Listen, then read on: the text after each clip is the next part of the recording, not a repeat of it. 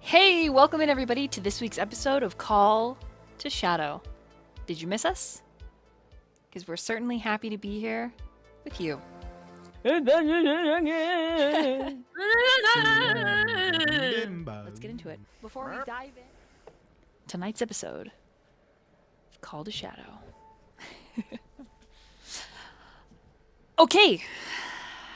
I should have asked this before we went live, but I'm asking now. Players, would you like a small cutscene? Yes. Sure, Yes. why not? Yes. Yeah. No. Okay. Damn. Well, that's one no, and then you got everybody else with a yes. I'm sorry, Diz, you're going to have to deal. Oh, drat. Direct. But this is going to be a group perception check in order to determine how much I share with you. So if all of you could please roll a d20 plus your perception skill. Add them up, and then let me know. Ooh. 21. Let's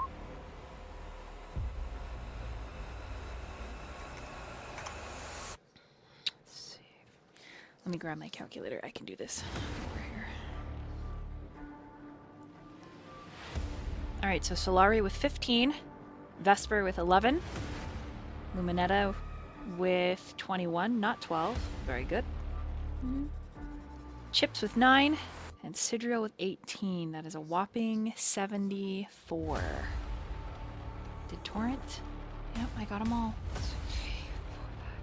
Okay.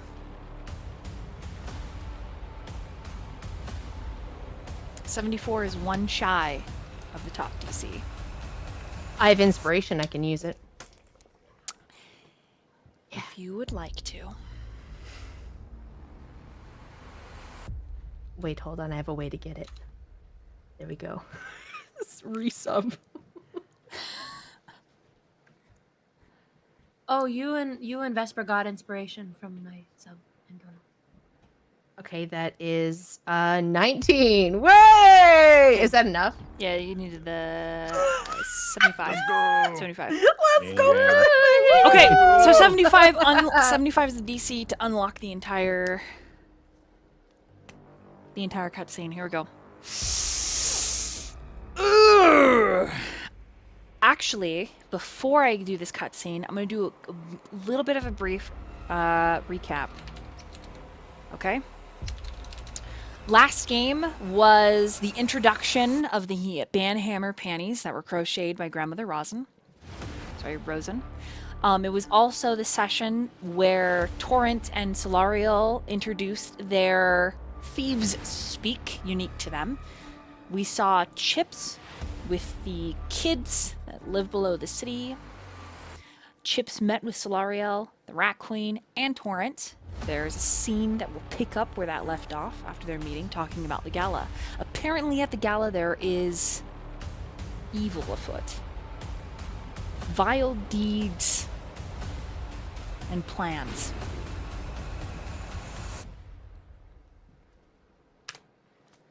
A bidding to go down, and curious measures taken to protect and hide something of a curious, fiendish, or celestial nature. There were some emotional moments between Ladle, Sidriel, and a book of art. A book that the majority of you have surmised belonged maybe to ink.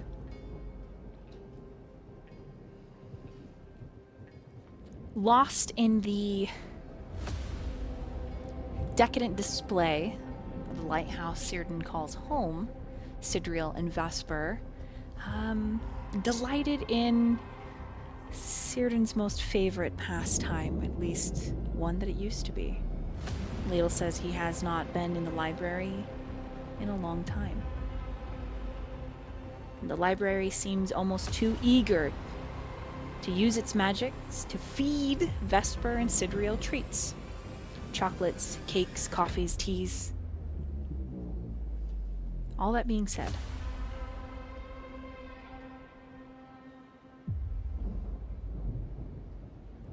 we know some things for certain.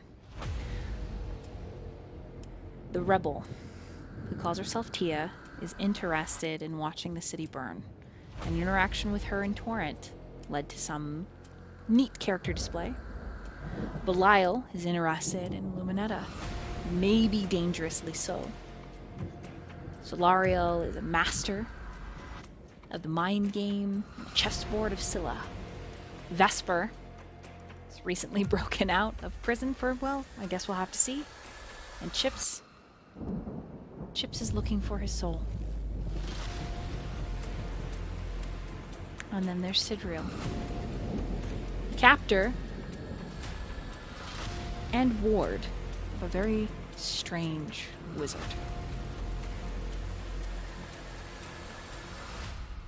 The very last scene was Círdan's oath, promising to answer the call if he needed to find them all, and to lose none ever again. And it is here we start the cutscene.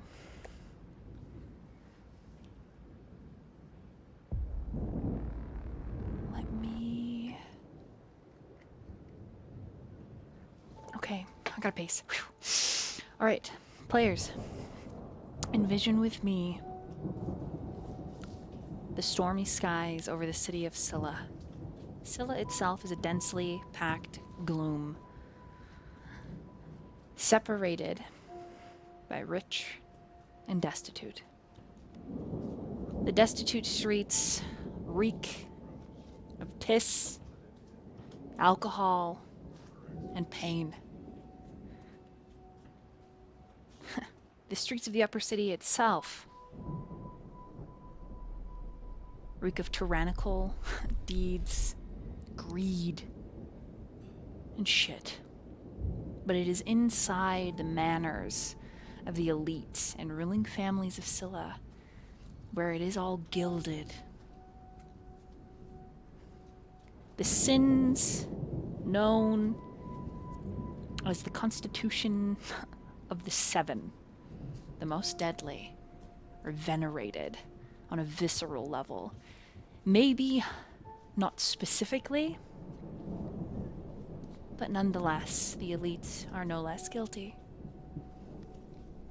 And it is in these streets of the upper court that we watch our wizard walk.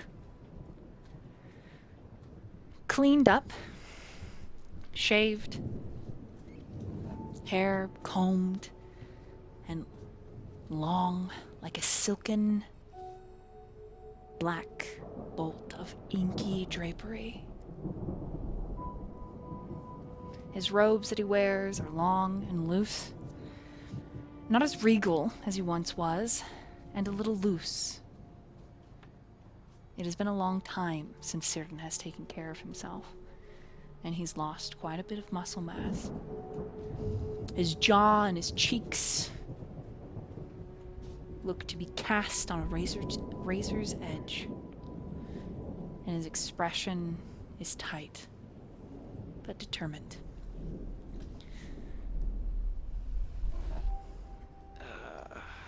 Let's see. His destination. Let me switch over the map. Wrong map. Here we go. In the upper city, the Seminary of Shadows.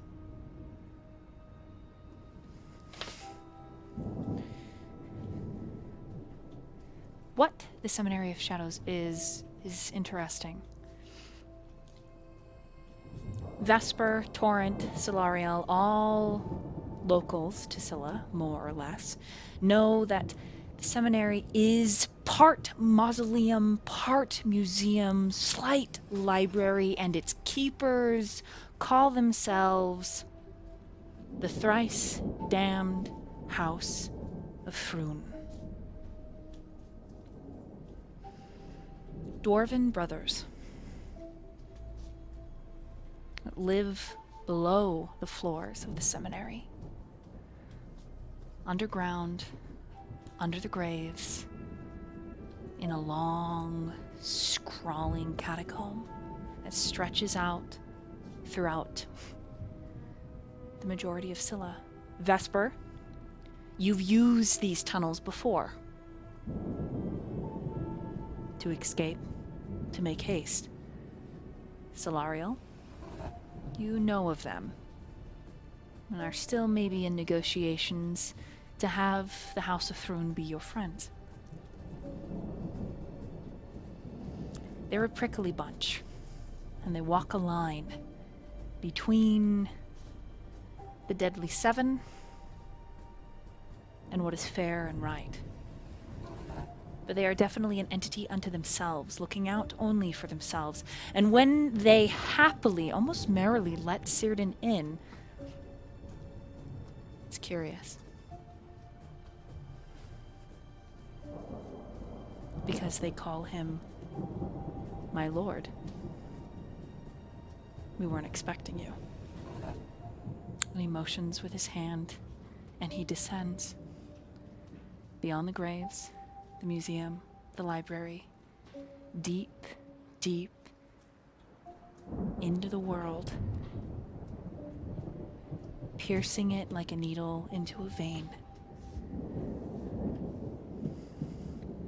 There is a hidden path he takes into the Underdark.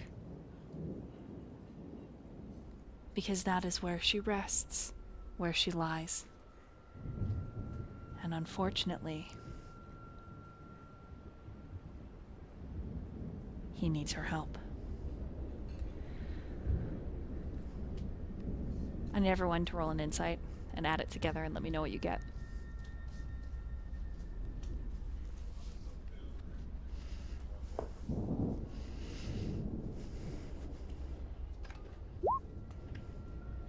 Val, if you'll do the calculations for adding it all together, please.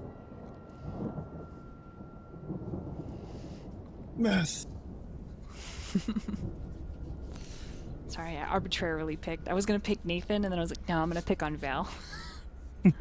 You're good.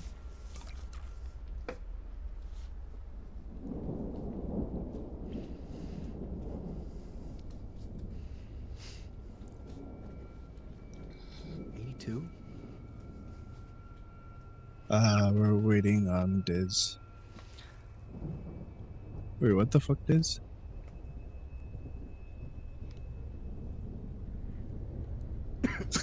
Wait, what the What? Diz? What? Diz! What?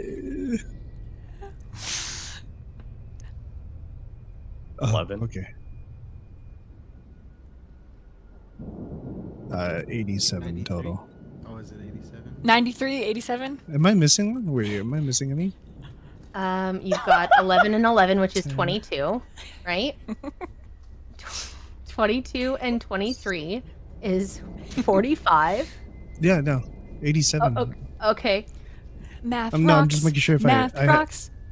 I'm using a calculator, so I'm just making sure I got everyone's numbers, is what I'm saying. We did it. Okay, 86. Yes, 87. 87. Correct. Yeah, you guys beat that DC. Cool. All right.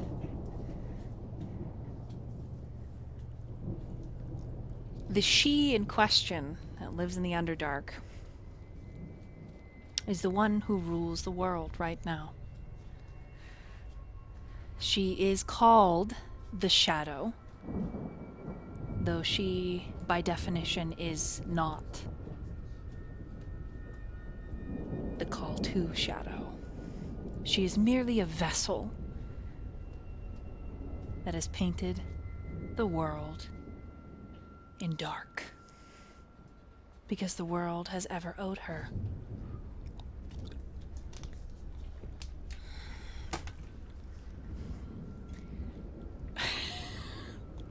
I can't sit down on my desk and read your guys' chats.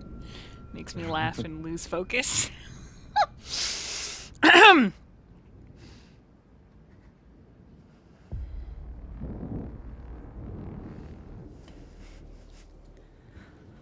When he walks through the circle that descends further into her realm,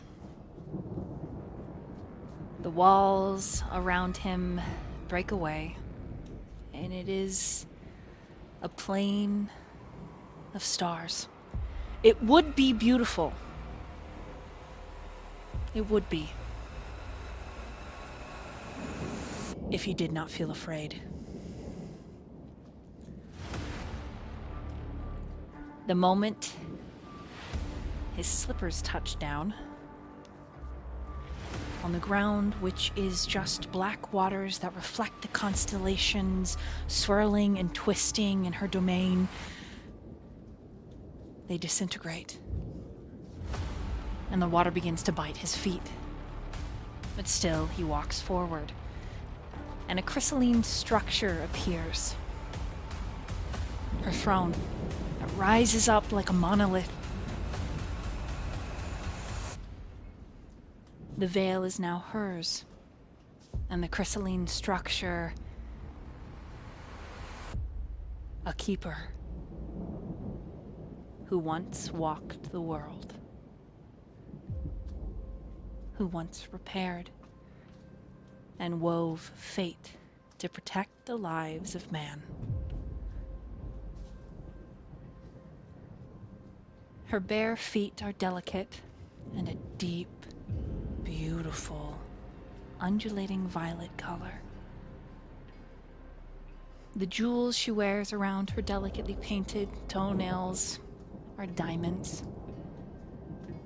The anklets jingle when she crosses her feet, one over the other. And the clothes, made of spiders' silk and shimmering threads of power, twinkle.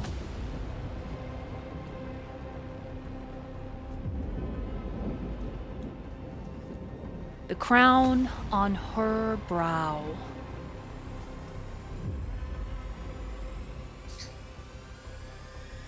is made of thorns. Metal, twisting, chain-like thorns.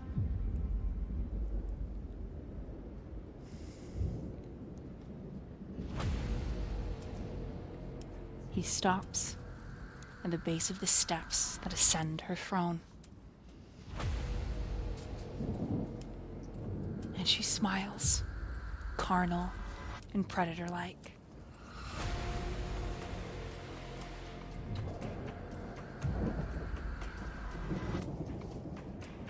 Kneel. And he does. His knees hit that watery floor, and his robe is eaten away slowly but surely until the bare flesh of his shins are being bitten by the acidic darkness that tries to creep into his very bones.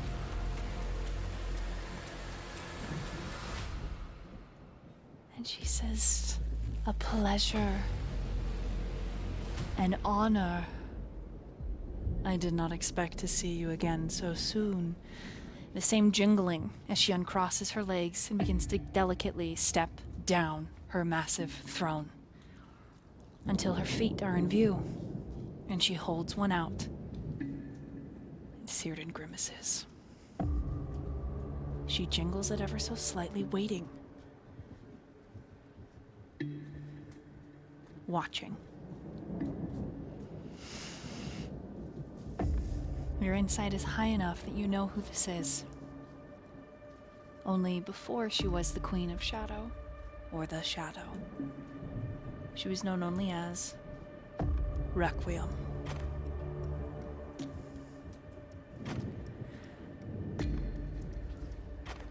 Círdan bends, and he presses his lips to the top of her foot.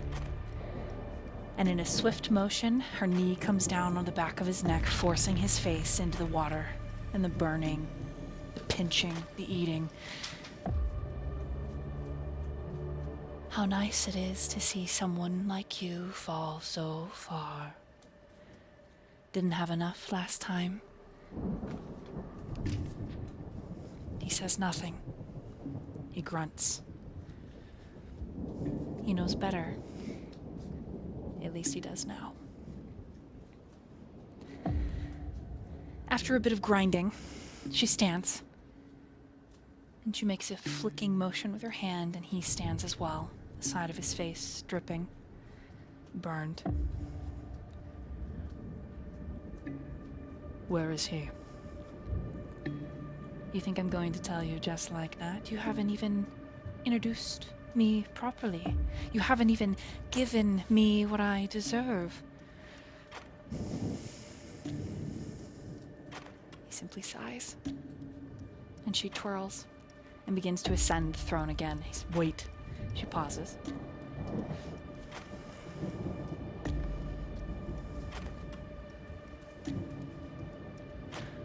You said all I had to do was gather them, and you would tell me where he is. I lied. Something you should get used to. Something you're very good at doing, isn't it? His molars grind, and she continues to ascend.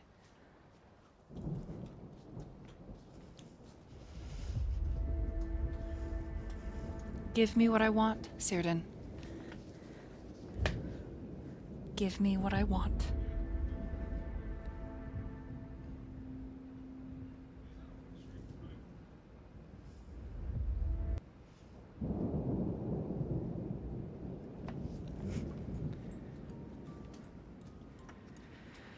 There is a long pause between the two of them.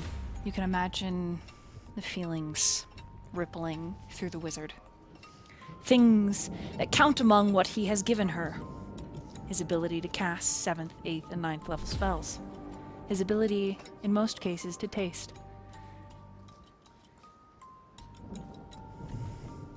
His cats. His dignity. His time.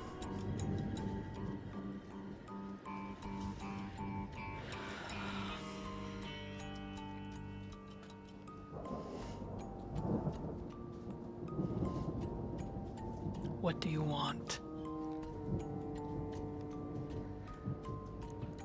She sits.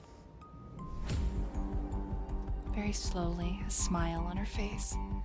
And she responds, everything. I want everything.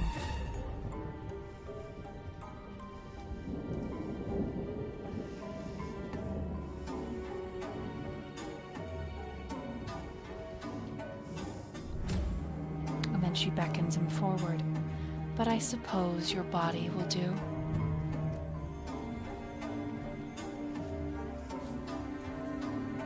And slowly he begins to ascend. Just tell me where my nephew is. Please. And you can have everything I have to give.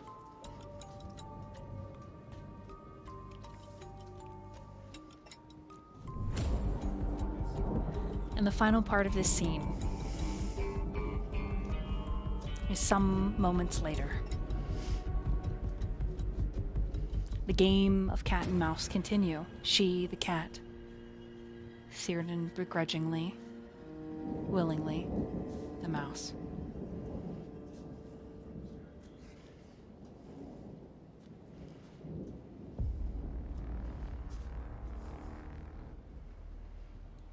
Exhausted, broken. No longer in her throne room, but her bed chambers. Círdan pulls against the restraints as they bite into his skin.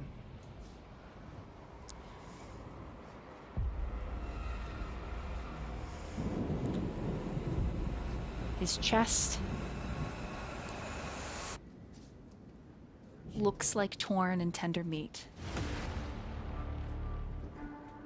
Her nails, a sharp kiss, and a reminder.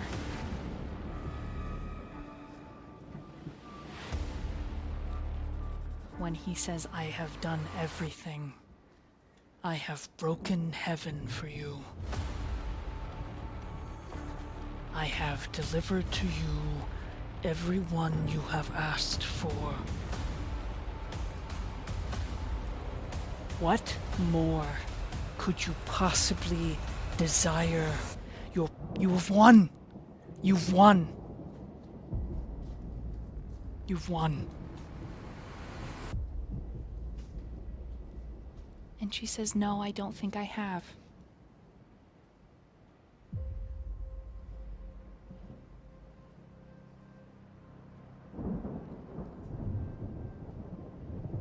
And she leans forward to cup his cheeks, and she says, because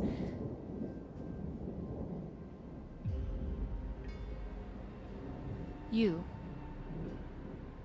are still protecting all of them. And until they answer my call, I will never be satisfied. You say you answer the call, Círdan. You come to me. You do as I ask.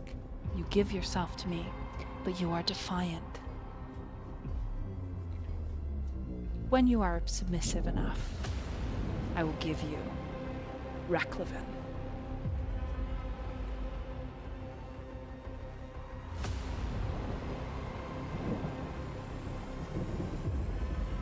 All right, Solari and Torrent.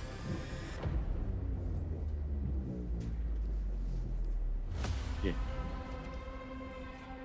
You got Chips. Yeah. You got the Rat Queen. You're gonna do your thing. Yes. So she's just about to leave. Your Majesty, one more thing before you leave. She glances at you over her shoulder so she's in profile. Yes. He looks over to Torrent and he goes. He just nods to him as if knowing, and he just puts his hand up, closes his eyes, and these little, almost like sparks of this reddish electricity just kind of like crackles.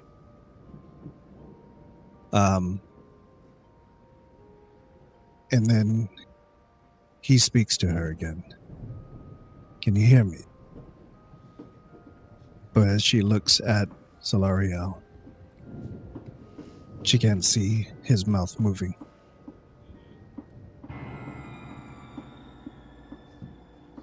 Okay, she's gonna roll Arcana.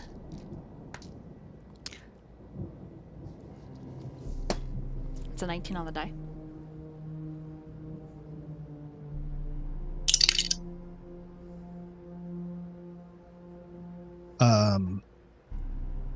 Am I supposed to describe to you what this is? I know what it is. Just, would she be able to tell what you're casting, what you're doing, without you even saying anything with a 19? I think through their history of working together, she may have some inklings. Okay, okay. Alright, so then she's gonna actually turn and face you and approach you. And under her breath she says, that's actually not a bad idea.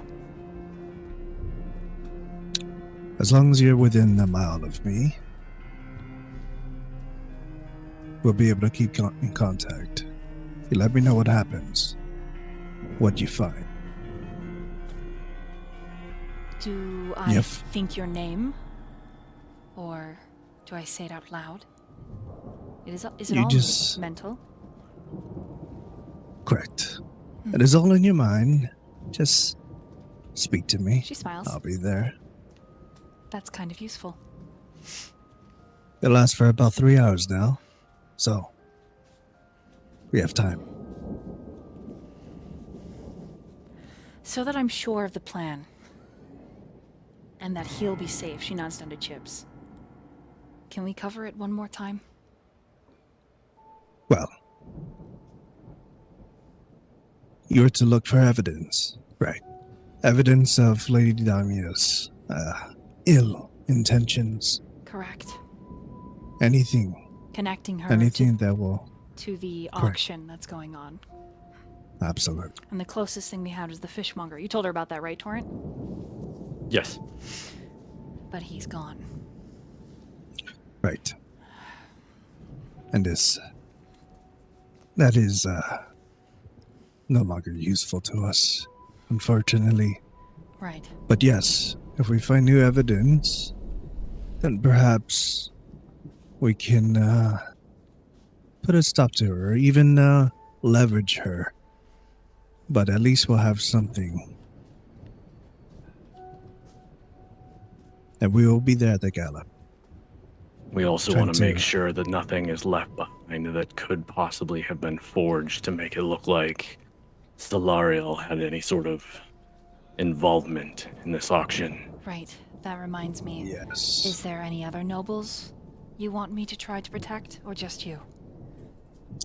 Well, I mean, if you find other information, it'd be good to know, but I mean, with her little slumber party she had with me, maybe that is, I suspect that was her intent.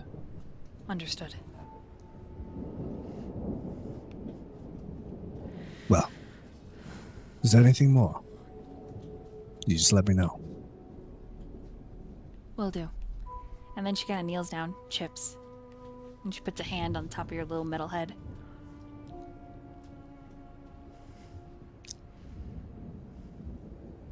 Be safe. I was just about to tell you the same thing. Okay. Don't worry. We'll take good care of him. We'll dress him up, make him look very proper. We're sure And he'll I'll be sure to uh, teach him lots of nice new words while you're away. Don't do that. Like whore. No, chips. Ah, Don't say that word. it sounds like you're Okay. educating him already. She just stands and is like, I should be going. Well then, best of luck, Your Majesty. And he gives like a gentle like nod of his head, a bow. Okay, you say that. She kind of like, you ooze charm. You're very handsome, right? So she's not blind. So she just kind of flush a little, and it's a little bit. Like, you don't know if she's like super into you, but you are, Val. You get some points. And she's like, Lord Solarial, with a little nod, and then she looks at Torrent and is like, it's like a up down, like Torrent. Right, you're both hot. I don't know. Then she leaves. All right, she heads off. She exits the tunnel, or exits into the tunnel that technically now belongs to the Seminary of Shadow. Not quite the sewers, kind of the sewers, but just this interlocking array. It's all part of the web. Yes. It's the subway system. Ooh.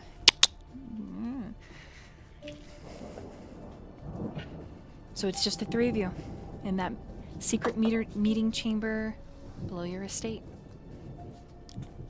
What would you like to do? All right. Well, Torrent, bring him over to words. Do do do do do do. Take him to Leora. See if she can help with some kind of silencing spell. Make sure he's a little less clunky. And dress him up, will you? See what I can find. Very well. Chips, he'll take good care of. Okay. Onward. And, yeah, Chips, Chips Um, will just turn to follow Craven, or not Craven, I can't remember names. Torrent. Torrent. I wanted to say Citro, but I was like, not it. Okay. That's me. Torrent. Yes. I follow you.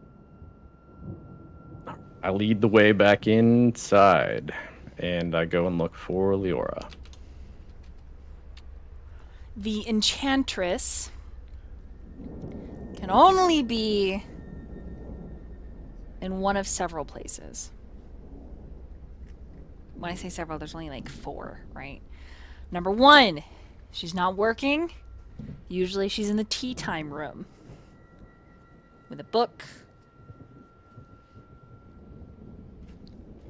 with her thoughts. Considering that the weather is gloomy, she's probably not in the garden area that she has out by the gazebo.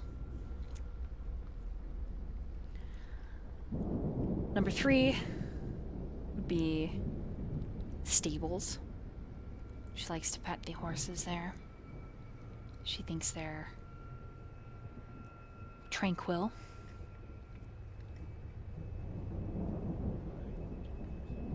And before I pull up her little character sheet here. Boop.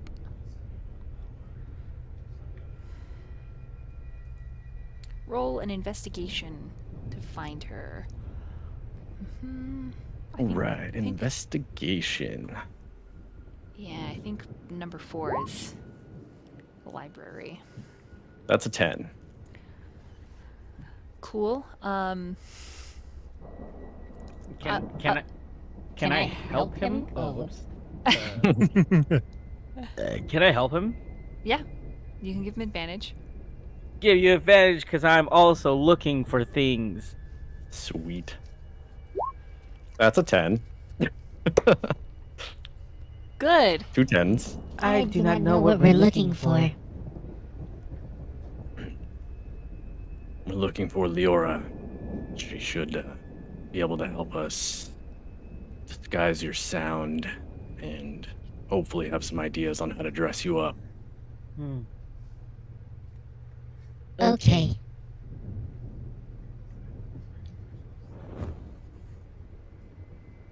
Rats everywhere. Wow. Wow, you guys. Wow. Wow. Wow. Alright, with a 10, you guys wander for like 25 minutes and you run into Alaric. Chips, the guy that you see before you, is an elderly gentleman, right? His hair is very salt and peppered. It's kind of got this like sweeping around the ears effect. He's got a nice salt and peppered goatee, big old scar that runs from the side of his mouth all the way down his chin and neck. And he's just running a couple young men through some shortmanship rounds. And when he sees you, Torin, he straightens, gives you a little salute. Or nods and acknowledges him.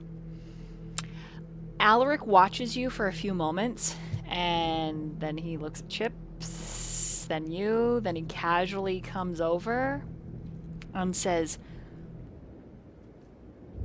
Are you lost? It seems that I'm not having much luck in finding Leora. I need to take this one to her. Solarial's request. Have you seen her? Is this new? He motions to the little automaton. Is this a new... Is this a bomb? What is that? Hello. Oh, talks! My name is Chips.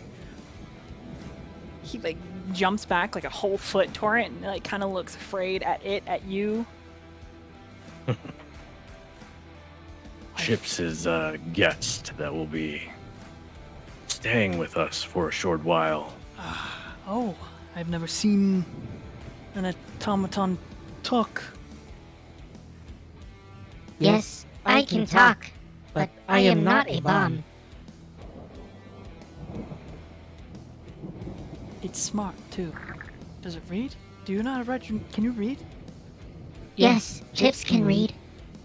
And write. Kind of like gets a little like amused expression. Looks at Torrent. Can you read and write? I can write my name. Oh. That is very good. I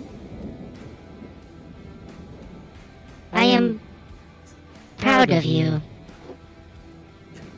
Oh, He kind of touches like center, like thank you. And he looks at Torian like he's so cute. He's kind of cute. A little too wholesome for my liking, but eh. To counteract the spice. Eh? Leora was in the baths not too long ago. Perhaps she's in the library now. Maybe that's all why you right. couldn't find her. We shall continue to the library. Indeed. Thank you for your help. Sorry to interrupt your training. Oh, just teaching a few of the kitchen boys how to swing a sword around and not kill themselves. and you hear one of them like say, "Ow! What the?" It's like they slap each other with the wooden sticks. They clack really loud. Looks like you'd better get back to them before they kill themselves. Yeah, he kind of makes a face. And then he heads back. Don't have too much fun. Yeah, wow. He just gives you a thumbs up. But it's definitely Shall we? this kind of coy smile. Okay, you guys head to the library. Yes. You find Leora. For you, Chips, you have never seen someone like this. A delicate woman sits... We'll turn the music down. A delicate woman sits on a refined winged back chair. In front of her is a elegant teacup on a small saucer. Steam pouring through, rising up and curling in the air. Her hair is pulled back into a low ponytail that curls around her shoulders. She is quite pretty. Just very ethereal almost. Long rabbitine ears jut forward, and she's got a small pair of reading glasses perched on her little nose. She is highlighting, it looks like, something in a book and giggling. Both of you roll perceptions.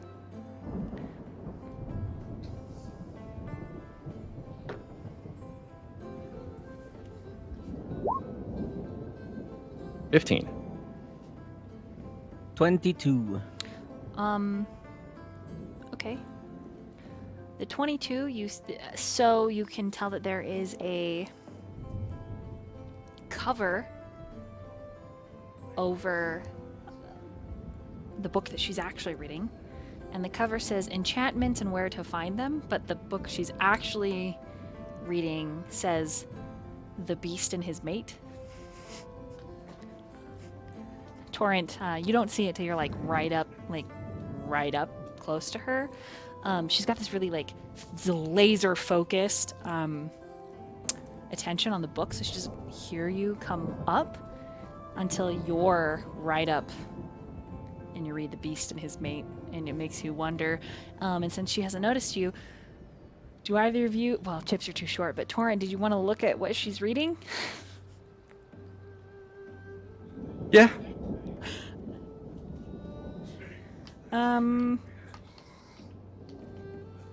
Okay. Make a Constitution saving throw.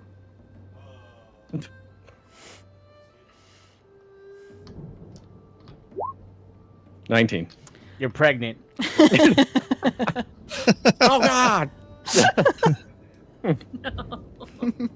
One more ally for the party. Is that how that works? No.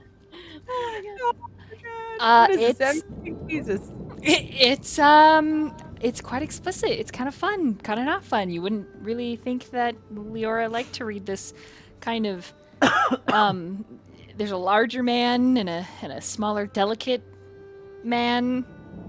There's a waterfall, and he's got a lot of like. There's a lot of like. His eyes were golden orbs like the sun, as his massive palm reached out to delicately caress. Blah blah blah blah blah blah blah blah. And she giggles.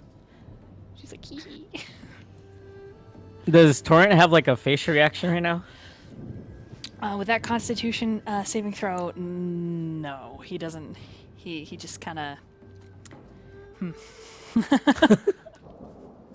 No reaction. I think he'd kind of walk up really close to her, just like so.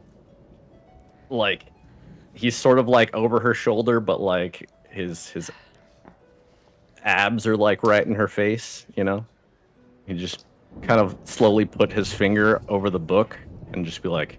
And she Hey, like cutie. closes it, and your finger gets closed in it, and then she like puts it in her lap, and then she pushes her glasses. It's not what it looks like.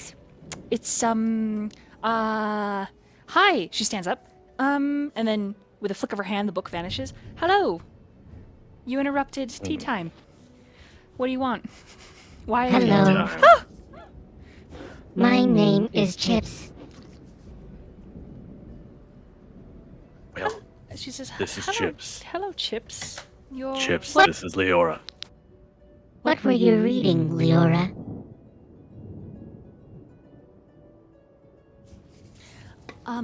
It's a pleasure.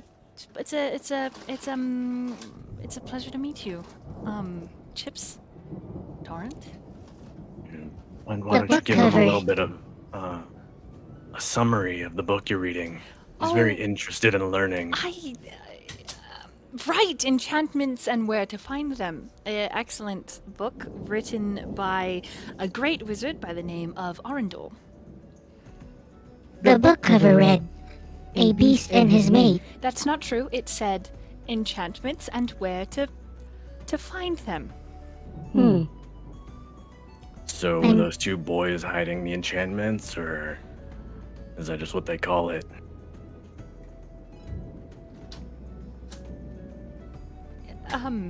She's like turning red.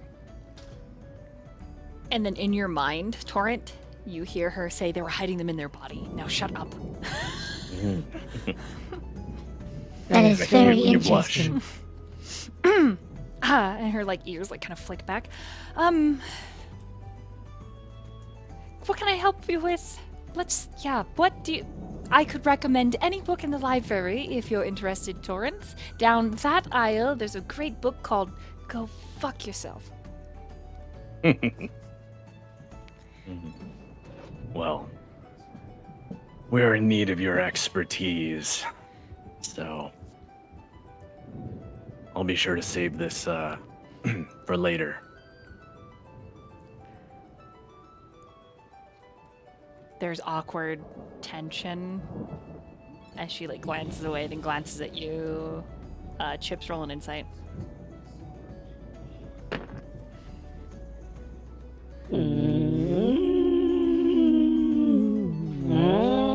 Dirty 20. You think one of these two wants to mate with the other one? Like they're flesh bags. You don't know. You're like, huh? Okay. This must be a ritual of theirs of some kind.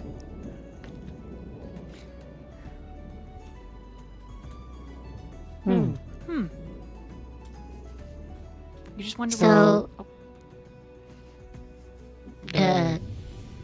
We have came here for a certain task. And Chips looks at Torrent. We need a way to mask his sound. He needs to be stealthy, and he's quite loud when he moves out. Right. Yes, that is something we can do. How long do you need him to be quiet for? And why? We need him to be quiet for at least a few hours. I don't know. How long can you give us? How long does a gala last? Also, what is a gala? A party. Hmm. Lots of dancing, food, drink, rubbing shoulders with social elites. Horrible stuff.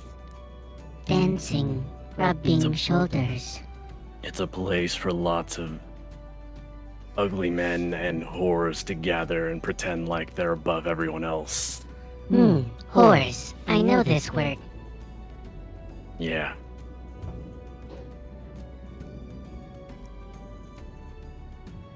I could maybe do 6.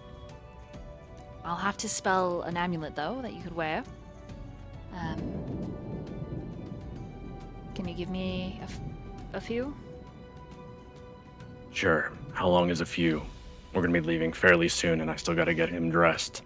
10 minutes? Would you rather we just disguise him as a different race? I could do... We could do that. Maybe? Hold on for just a second. And in his head, he's just gonna think, Solariel, can you hear me? When you speak out to him, all you hear is, "No, Avi, the other one. Get the red one. I need to stand out. This is a gala. There will be lots of nobles here. We're not gonna be. No, Elodie, no, not that one. Come on. Where's the? Solariel. Where did you guys put it? Yes. What? Hello? Hey, Leora wants to know if you would like for Chips to be disguised to mask his race, or I was wondering if you actually wanted him to remain in his form so that you could utilize that to some advantage. Well, let the little one choose. I was kind of looking forward to seeing him in a little top hat. All right. I'm just gonna go back to speaking out loud. Chips, Solariel wants you to decide.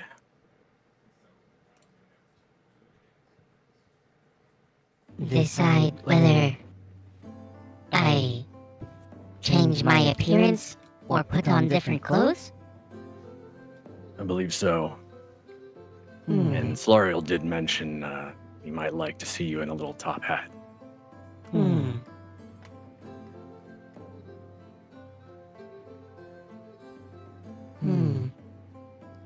It's up to you. Automatons aren't completely unheard of in the city. It's just, it might be easier to give you a ring you could slip on and off. I see. Will this disguise change the way I sound as well? Yep, pretty much everything. Then I believe that to be the better option. Great. Well,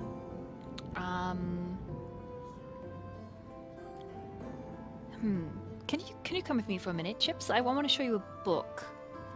It's got pictures in it, and then you can maybe pick what you'd like to look like from there, and then that'll give me sort of a direction to take the whole thing. Okay. Is it the Beast Book? Nope, it's definitely not the enchantments and where to find them. Okay. I will follow. Perfect. She leads you down a little narrow passage to another desk. And she pulls out a key, unlocks the desk, and pulls out a book. She shows you a couple pictures. And let me send you in the chat the pictures that she shows you. You ready? So if you just wanna look in the Discord, she says. So this one is it might frighten some people, but I think it would be perfectly okay. Damn it, where did I put these? I see it. This is what happens when you prep weeks ago and then you download a bunch of other things on top of it. Yay! There's Yay. certainly, like, orc aren't really very popular anymore, but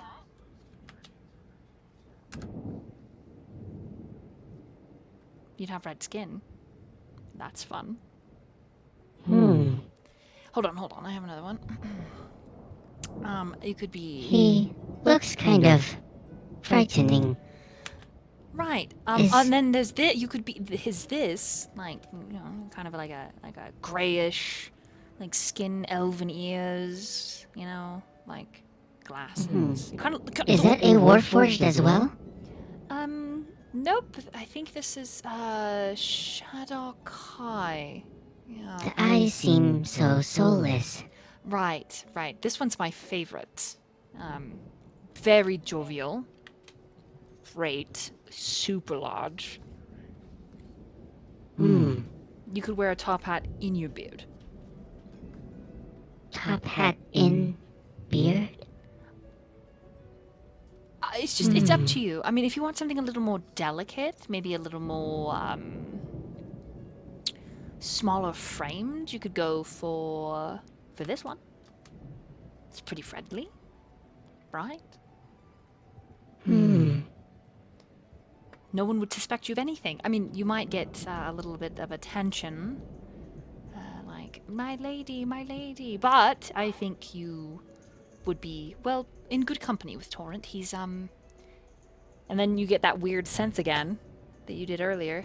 He's very good at what he does. Anyways, right. This one, right? This is kind of a nice middle of the road, right? Handsome. I think I like that one. The most. Yes. What about this We one? are trying to This be one's fun. inconspicuous.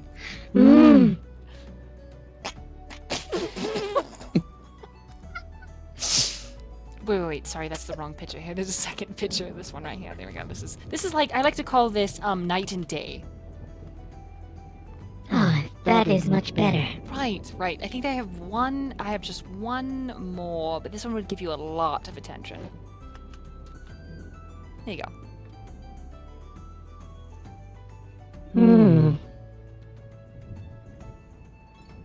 I think Why is she biting her lip? Well, because she's very sexy. Sexy. Yeah, it's a good thing.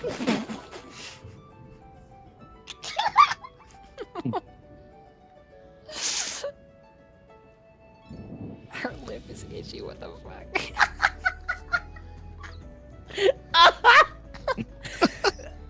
Oh man.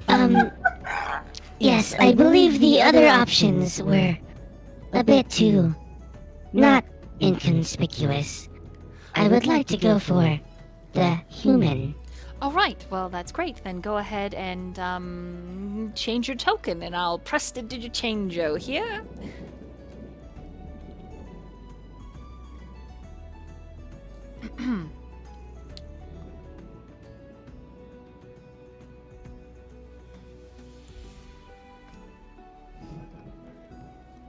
Tation. Press the digitation.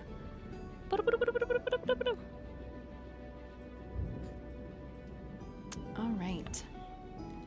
Did it Wait, work? you want me to actually change my token in the? Bro, yeah, that's what you look like now. When you come out for Shit, Torrent, okay. that's what you look like. Hell yeah. Okay. It's great. Where is?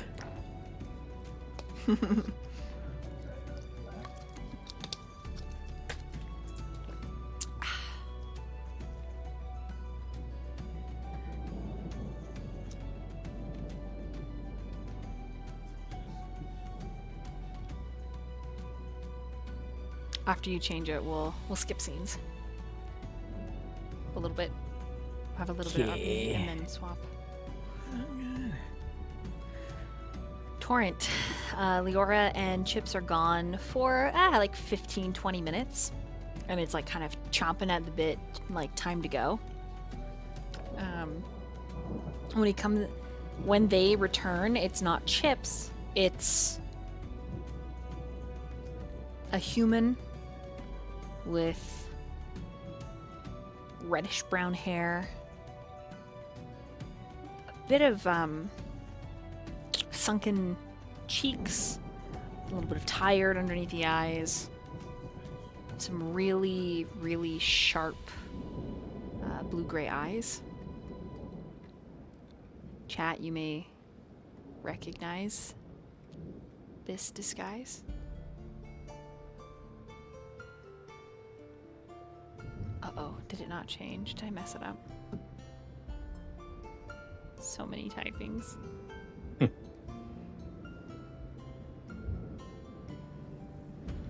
I didn't change Diz's Foogie, did I? I think Diz said he was trying to change it on his own. I'm trying to. It's hard. Why is it hard? Cause I'm hard. Cause it's hard for me. I see. Okay, got you. No problem. Mm-hmm. You saw what was in that book. The beast is me. There it is. Okay, did I do it? Let's wait. go.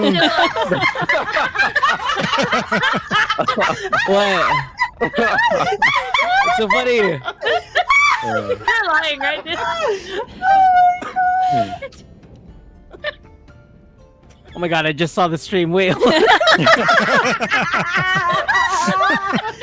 Okay, I did it. Oh, it got me. Oh, there we go. Okay, so this is that's the young man who comes out. And Wait, does my voice change too? if you want, otherwise yeah, no, yeah, Is he physically changed, like more of a polymorph yes. kind of thing? Mm-hmm. Okay. So yeah, yeah. So it's not an illusion. It's like It's an enchantment ring. Here you go. He's Actual wearing the transmutation. shape change helmet that you get in BG3, guys. Don't worry. yeah. He paid for the deluxe. He paid for the deluxe. Okay. When you roll with Solariel, you get the deluxe version. I'm going to walk out and say, "Hello, Torrent. How do I look?" Wow. Of all the possible ways you could have chosen to dress up, you had to look like that. I believe this was the most inconspicuous. Hmm.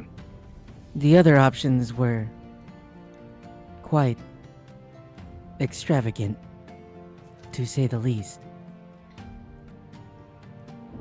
Well, I guess we probably wouldn't want you overshadowing Solariel, so I suppose basic is good enough. Yes, I believe that is best. What is our next task now? Is he already dressed in like nice Yep. gala attire and stuff? Yep. He is. Was that a yes? Sorry, I cut out. Yeet. Yes. Okay. Yes. I suppose all that's left is to make sure that I am also looking the part. And is he silent along with that, or does he still sound like a machine? Nope. He's physically human. changed. He's physically Okay, human. cool. Mhm. And after I get changed, then I suppose we're about ready to go. We can reconvene with Solariel. Are you And- needing more help? I might be able to help. Well, Or is this a Leora gets to stay home and make sure nobody breaks in? one sec. Chips is gonna start walking around the room, kind of just testing Sorry about that. how he Close the door. feels. How What do was your the new question? legs feel, Chips? You like them? It is very uncomfortable. There seems to be an object right where the legs are, and I do not. I'm just gonna be like, adjusting Oh. adjusting my groin Oh. area. And Leora looks at Torrent. I'm gonna let you give him the talk. Oh. Okay, well, since she won't say it, that's your penis. Oh my and, you probably should not touch that while we're in public. Oh, this is a penis. Correct. Public. Yes. Are we Not- in public now? Generally, you might consider more than one person probably to be public. I mean, unless you got a group thing going on that might be a little bit different. But if everyone else isn't naked, you probably want to make the assumption that you shouldn't touch it. It does a thing. If you touch it too many times, it'll just like it'll and she makes a motion. It'll rise up to the occasion. Just stop touching it. Rise up to the occasion. Okay. How do I traverse with this between my legs? It is very uncomfortable.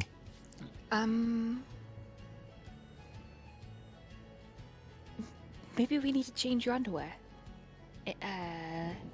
Torrent, do you have any long undergarments he could wear?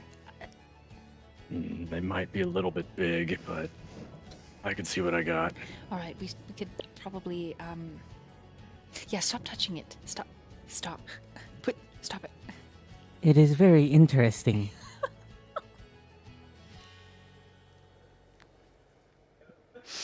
Well, I will refrain from touching it. To the gala? yes. And Leora, I might need some assistance. I need something moderately fashionable that can cover my fins.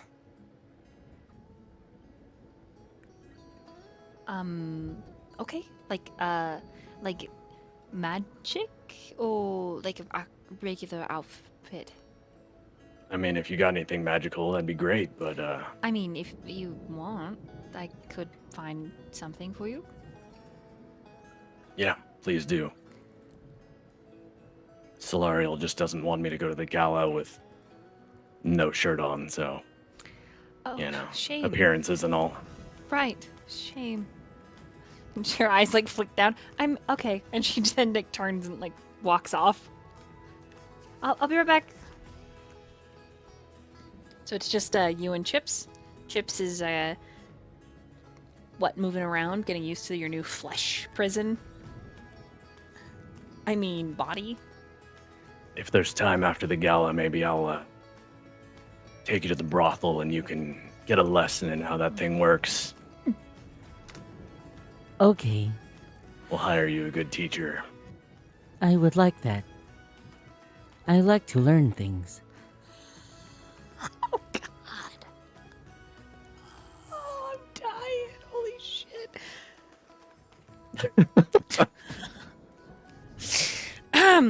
When Leora returns, she's got a necklace. It's leather, like really dark leather, and then just a simple teardrop. This should help. Thank you. We will put it on.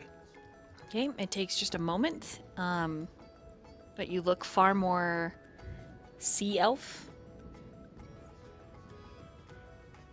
You're dressed in refined clothes. You can't, all dark, grays, blacks, deep browns. It's got a very classical hard-ass vibe. Hey, not too bad. So, what can this thing do? You touching the amulet? The little teardrop? Yeah. Well, don't mess with it. This is what you look like for the rest of the night. When you take it off, it it'll change. Oh. Wait. He's gonna, like, look at himself. Or, like, do I see my hands are, like, different A little bit, yeah. and stuff? Mm-hmm. Yeah. Aw, man. Alright. Well, go ask Solariel if it's all right, and we can make tweaks. I guess I'll go with you. Come on, Chips. We'll make sure you match. Let me guess. He's probably going to wear red. In gold. Probably. Walking in looking like a king. He should be, but well, I don't know if anyone really would want to be king of Scylla. It's kind of a shithole. Pardon my language. Shit hole. Yeah. If anyone insults you, that's what you call them. Shit hole. Good job. Yes. Yeah, and when Leora walks like between the two of you, saying, "Let's go check with Solariel, make sure this is okay." Chips, you're actually taller than her, which is kind of cool. Like you can actually see the tops of shelves and stuff.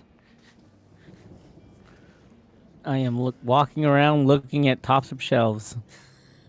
All 'Cause the I've not things. seen them before. Solariel. Yes.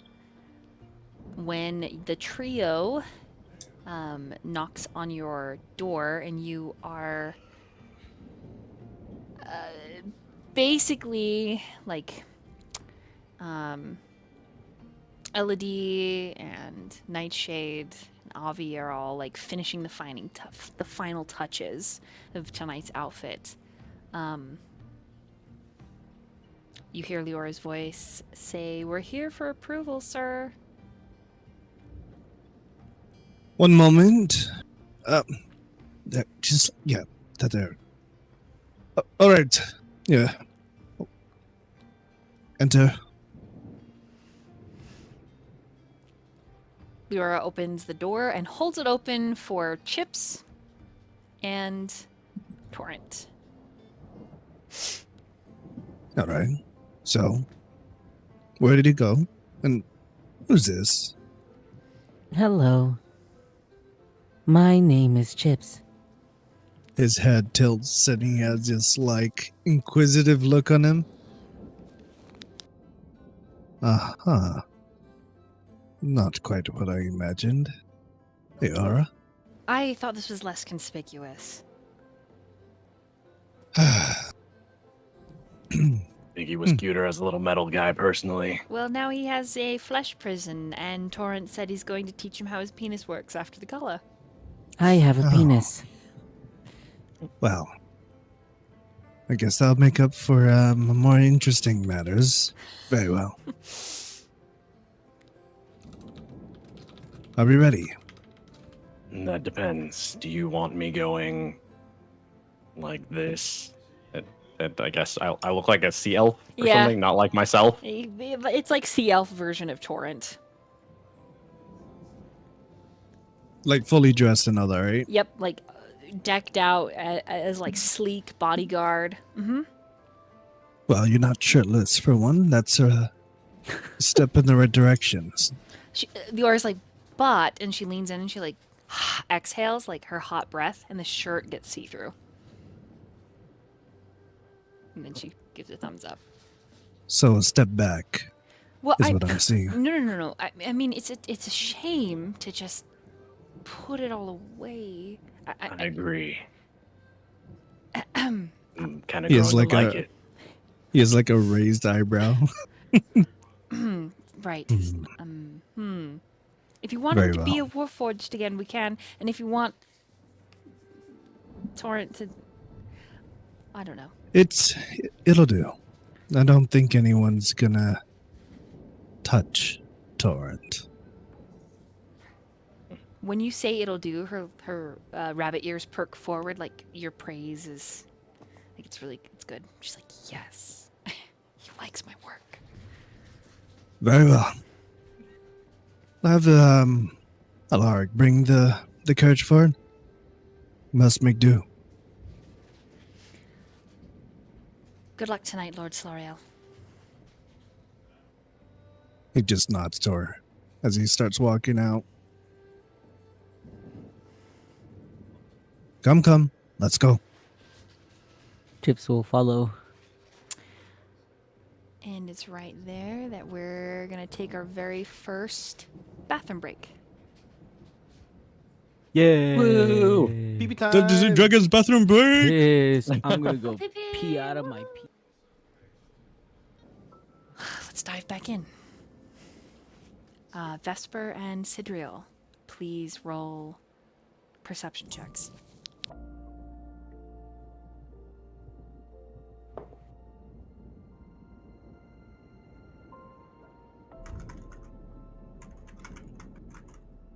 Nine.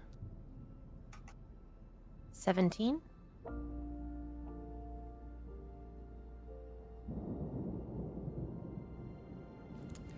Okay, the 9.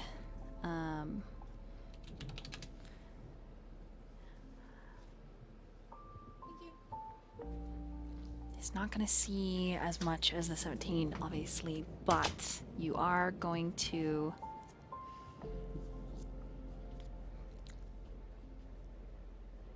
You both come around the corner and you both see the same thing. Sidria, you're just going to smell a couple of things and hear a couple of things that Vesper does not.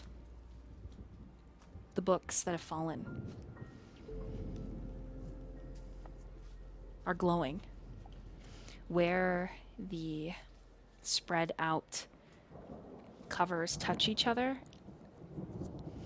there's a very slowly growing glow that is blooming.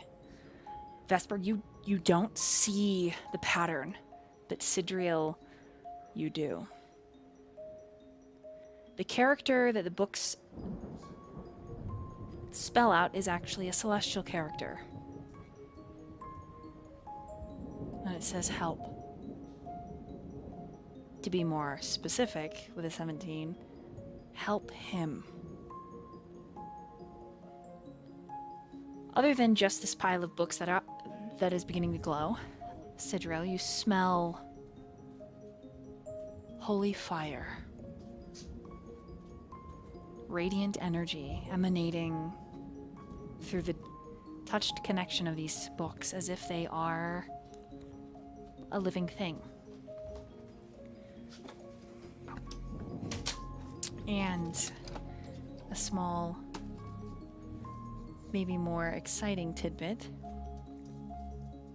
These books once belonged to Kelros Keep. And a very old wizard tapped their spines to make them glow like stars.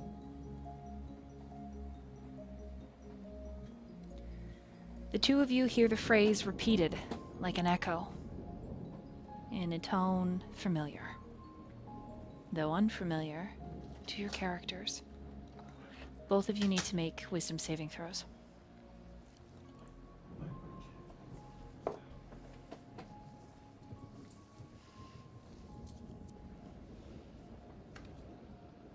$15. Okay. 22. Okay. Vesper 15 or 19, sorry.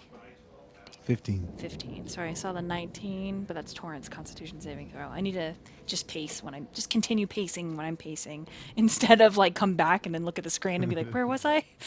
Okay. So the 15, Vesper, something very weird happens for you, and maybe it's a part of the voices that you hear sometimes that sort of push you over the edge, that make you want to release that sort of infernal scream, that sort of primordial chaos, the pain of being abandoned and never wanted. There's a voice, and it says that we're a family, and you feel like you were the one who said it, and that's not true. You've never told anybody that we were family, but you reach out to someone called the Little One, and you promise her that you'll protect her. And you actually feel this sort of splitting headache as this accent that feels like a friend This voice feels like a friend, Vesper, but you don't know the face. Because the one that is behind that piercing pain at the back of your eyes, it's just a regular ass human. Sure, he's got tattoos on his face, and his eyes are this weathered gray blue, like the sea after a storm, as the sun begins to first crest the horizon. And there is a warmth, an affection that he's looking at you, but you don't recognize him. Sidriel, the Yes. name that comes to mind. And you know not why or who, but it is whispered, Arendor.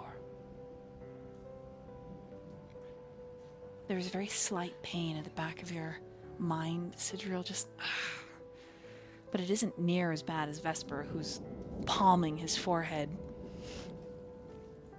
And the words.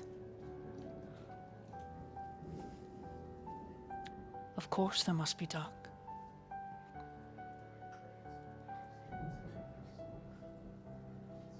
However would we see the stars? Only the voice that responds is not what you players are expecting. It isn't the boy, but the brother he's speaking to.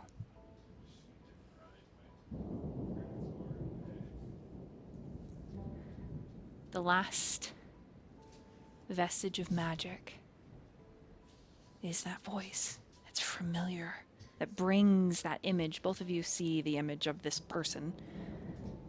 Sidriel, for you, you get a name, but Vesper, you don't know who he is. But to the brother, he says,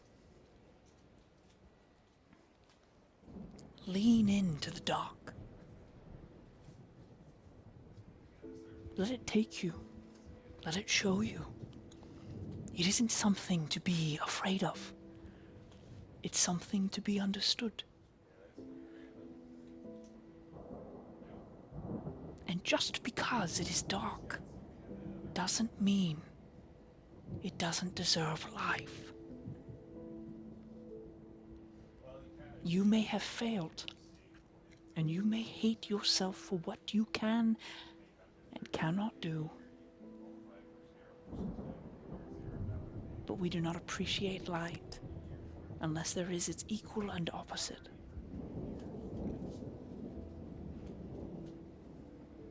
Let yourself be ugly. See who stays.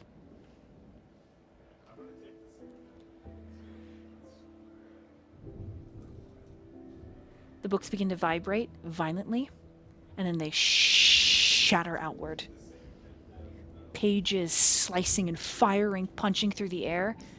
Both of you need to make a dexterity saving throw.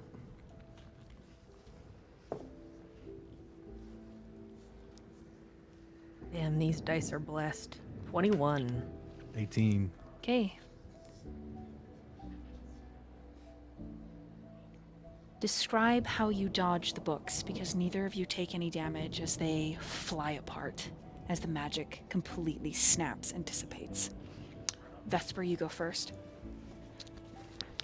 When he notices all the books flying out, he's gonna gracefully go in a prone position. Go flat, lay flat on the floor.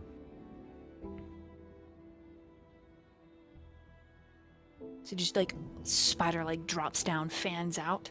Mhm. Sidriel, what about you? I think his first instinct would have been to get in front of Vesper. But seeing that Vesper is already dodging on the ground, he turns his back to the books and wards himself.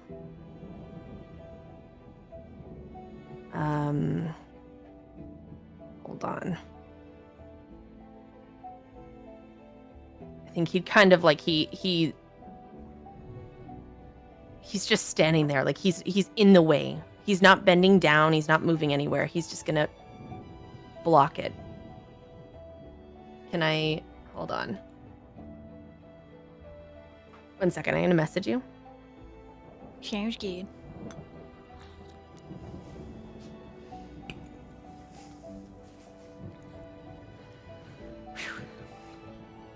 Ah, okay. Right? Yep, perfect. You want me to describe this, or do you want to? Yes. Okay. Yeah, please. All right, Vesper, so crazy for you, Vesper. But I need to know your passive insight. It's 13. What happens next is wild. Maybe it's not out of character for this guy that you've met, but it's so out of character for you. He drops down to shield you with his body turning.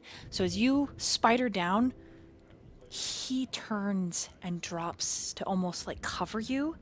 The books slam into this amber flame-like shield, an orb around the both of you, disintegrating and eating the books that hit it.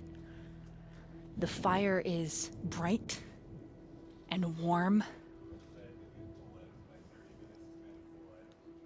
and you feel your chest squeeze, Vesper. This stranger's first instinct is to protect you, and you've never experienced that before.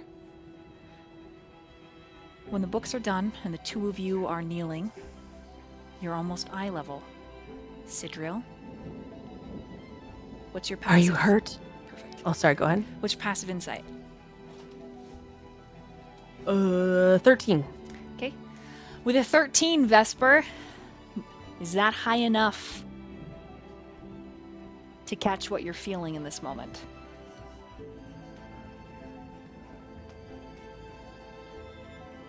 Your choice, Nathan.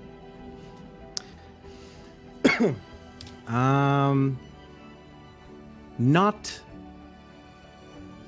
yet. You see, so as they're kneeling eye to eye, he's just gonna, real quick, just stand up and dust himself off. And he's like, my hero. And then he's gonna extend a hand to lift up Sidriel. And then Sidriel's like, are you hurt? Yeah, okay. Are you hurt? I'm fine. I'm glad. Huh. That was...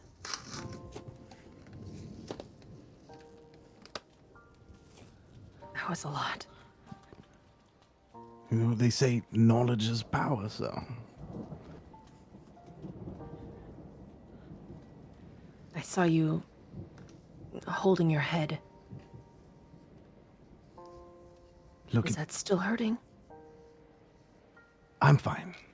It was nothing. It's probably some parlor trick from some old wizard, probably messing with us. We should go. And then Vesper's gonna start heading back upstairs. As Vesper turns away and begins making his way towards the spiral staircase that leads above, the two of you hear the front door slam open and the storm that is brewing outside rumble, as if like it's just been turned on into stereo. Someone heavy-handedly stumbles in.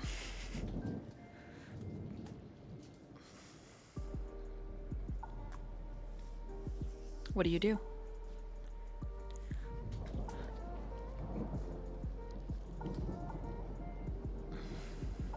I think at this point, Vesper's just gonna stare. Does he want to try and stealth? Hmm? Does he want to try and stealth?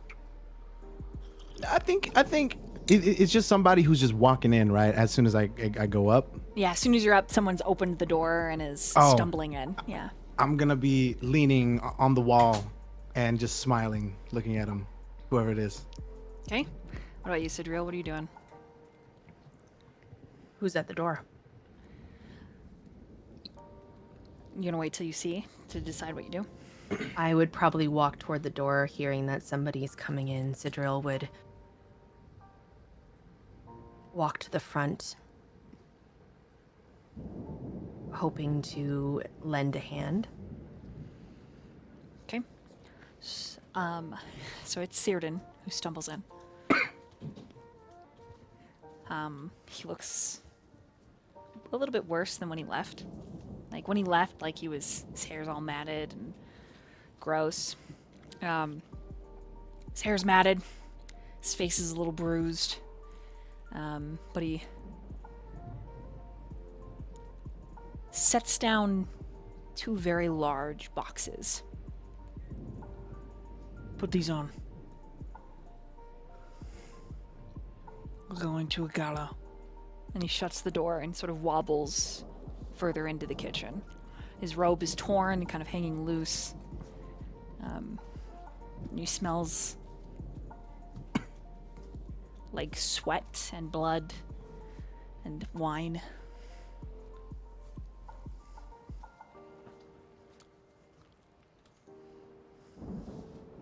He had a little bit to drink, hasn't he? He usually does. Well, you heard him. A gala, he says. Have you ever been to one? It's been a long time. This would And how be my about you? first. My first. Well, I guess you have a lot to look forward to. Oh, absolutely. I hope they're all ready for the spectacle that is me. Just imagine a dance floor of dignitaries, and there I am, waltzing in like a tornado in a teacup. Oh, or perhaps fireworks displayed in a library. My attire, oh, I'll be the epitome of sophistication, of course. Picture a suit that's equally comfortable in both swashbuckling and somersaults. As for my manners, well, I'll charm them with my eloquence, probably by telling them my favorite knock-knock joke. Just don't hurt anyone. I won't. Scout's honor. Perhaps you'll get the outfit you dream of. Comfort and formality. I hope so. Let me And actually then- start digging into these. Did the boxes have our names on them? They do. Ooh. He's just gonna start. You should probably go to your room and change. I don't think it'd be appropriate for us to change in front of each other. That Oh, are you uncomfortable? you should probably go to your room. All right. I'll get naked in my room. And so he carries the box and starts going to his room. It is exactly to your taste. Almost eerily so, Vesper. Fits you nice. It's quite expensive.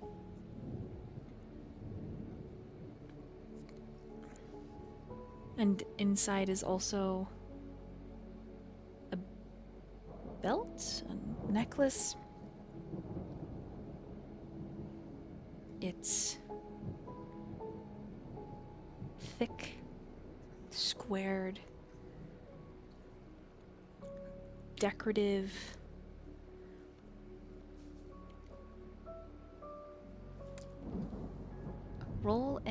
Just roll for me a intelligence. Okay.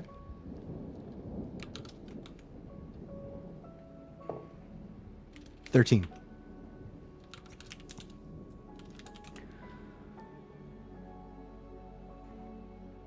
It is a wide-banded necklace. It's not a belt like you originally thought. Something...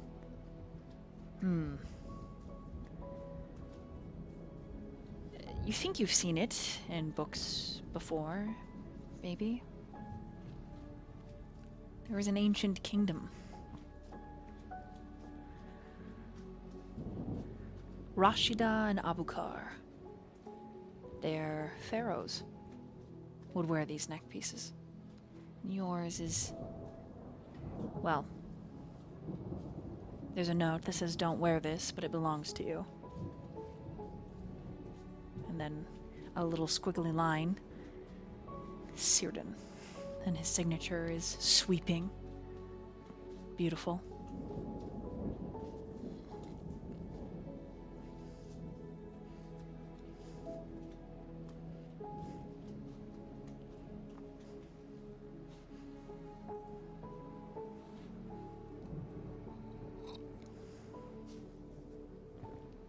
You put the outfit on? Or what would you like to do? Yeah, as soon as he sees it, he will slowly put the outfit on, kind of feeling the how high quality the materials are. And as he does, he's gonna find a mirror and just look at himself. He feels weird, but there's this void that feels like it's being filled a little bit, not completely, but he smiles at himself as he looks at himself in the mirror. The mirror blushes. He just does different poses. He points at the mirror like he's acting out certain scenarios that's going to be happening maybe in the gala. He seems really excited. The frame of the mirror does warp and change and move with you. Definitely spelled. More wizardry. Like it's having fun with you. What do you do with the neck piece? Do you leave it in the box? It's the one that says, "Don't wear this." Correct. I wear it. You put it on underneath your outfit? Yes. Okay. Make a charisma saving throw. All right.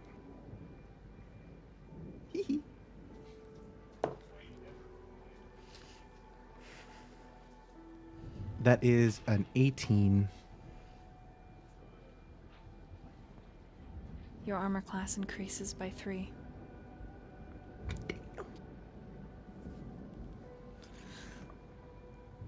For D&D Beyond, go ahead and add a Ring of Protection plus 3. Okay. Just make yourself a note that it's the neck piece. It feels like it's for a much larger build, much larger person. But after a moment of adjusting it underneath your shirt collar, the piece actually shrinks to form fit you, and there is a feeling that it's meant to be here.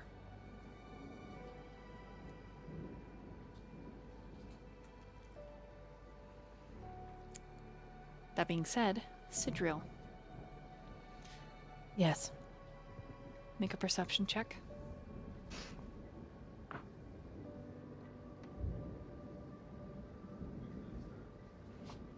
$15.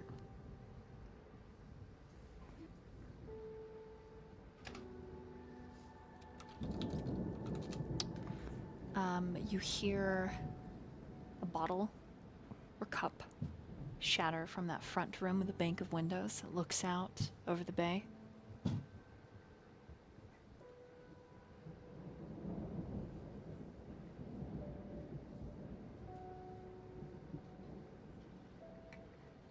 He would go to where the sound is coming from. Very gently you step. And Círdan's back is to you. His shoulders are tense. You can see in front of him, it looks like he had a glass that he poured himself and he threw it into the corner. His fist is bleeding where it's clenched. And then he moves very swift, though a little lopsided, almost stumbling, He grabs a hold of one of the wooden chairs and he smashes it through the window. And it just... And Ladle comes like screeching out, you know, just scurrying like with his little ladle cane. So it's like click, scurry, and he's like, "Sir, sir!" And then, sensing your presence, Cyrdan turns and there's this wild expression, teeth bared. He tries to school his features, but they look animalistic, and he says, "What?"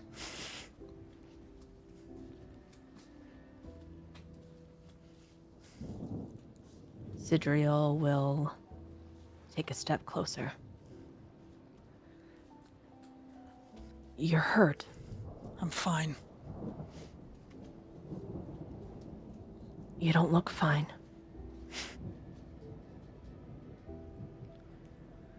I'm sorry, that was rude. Let me help you.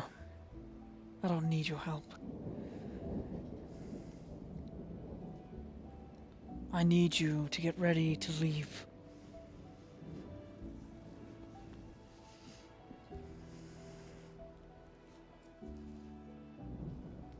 Let me help you first. Is that what it's going to take?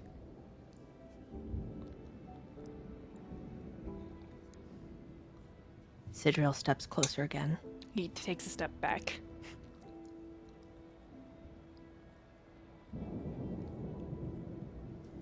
You helped me once.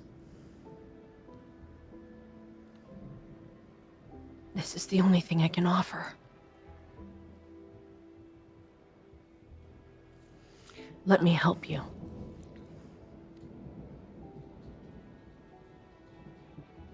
Just this once. And I will go and get ready. Whatever you need.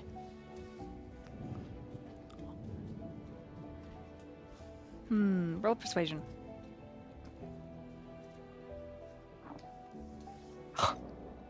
Nat 20 plus 5. Oh, wow. The blessed dice, everyone. Nat 20. Wow, okay. His expression softens. And he says, if this is the only time I get your help, then I don't want it. You can have my help whenever you want. And he kind of has to look away from you, and the tip of his ear, the one that still has a tip, is red. And then he suddenly closes the distance, Sidriel, and he's right up in your space. And you can see that he is very under the influence. Like, his eyes can't quite focus, and his pupils are massive. And he's looking down at you, and he smells like awful. But there's just this heat rolling off of him. And then he lifts his injured hand in between the two of you. Sidriel kind of pulls his head back a little bit. Kind of like, this is very close. I am not sure how to feel. And he takes the offered hands and puts them between both of his and uses lay on hands to help him.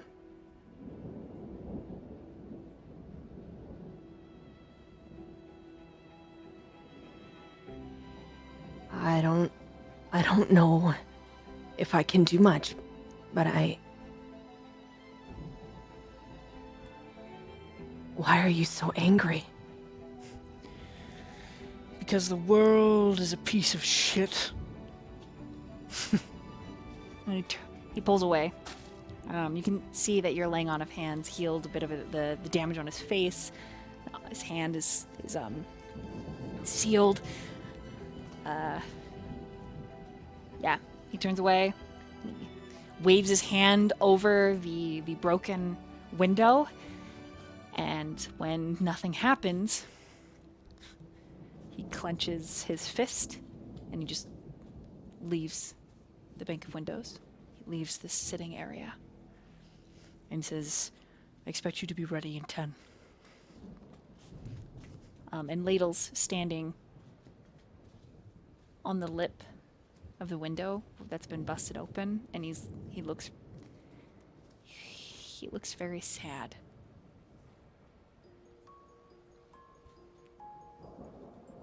And very, very concerned. Sidril puts out his hand for Ladle. He hobbles up onto it. You wouldn't happen to have mending, would you, son? If only. Oh, well, maybe Vesper will. If not, I think I know where a scroll is. Would you like to come upstairs with me? We can talk while I get ready. I would, laddie, but I think I ought to make sure this window gets taken care of before we all leave. You wouldn't want it to be filled with rain. Wouldn't be the first time. Oh, boy, oh. And he pats your palm. I'm sorry life has been so rough for you. All 3 of you boys that live here now. Don't worry. Ladle will take care of you best I can. I may be wee, but I'm mighty. Well, you can rest assured, sir. I will take care of you too. I'd appreciate it. Old And bones and all. And I guess it's a deal. A bond. All And he right. puts him down and gets his box. And then I that little guess I'm... shadow mouse comes running out, and they are talking about how they're gonna reconstruct. Sigil just kind of looks at them, kind of smiles, because Ladle just has so much heart. And he'll turn away. He'll go to his room filled with trinkets, items that mean nothing but so much at the same time, and he'll put on the outfit that's inside the box. Okay, let's share the outfits really quick. Actually, we'll wait till we get to the ball, and then I'll share the outfits. And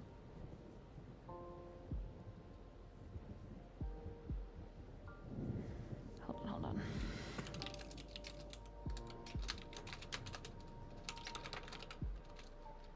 on. Okay. Okie dokie. Anything else in particular for either Vesper or Sidril after you get ready? I think Sidril's gonna knock on Vesper's door. And as soon as you knock, he opens the door, and he says, "Sid, what do you think?" Exquisite. Thanks. Look at these gloves. White gloves. What the fuck are they for? I have no idea. Strange. You could take them off. I'll keep them on. They're soft. They make you look like quite the nobleman. That's nice to hear. And what do you think? You are stunning, sexy. Look at your abs. It's wonderful. Sidril just kind of like turns his head to the side and is like, A lot of people are gonna look at you. I don't really like shirts. Is it because your nipples are sensitive?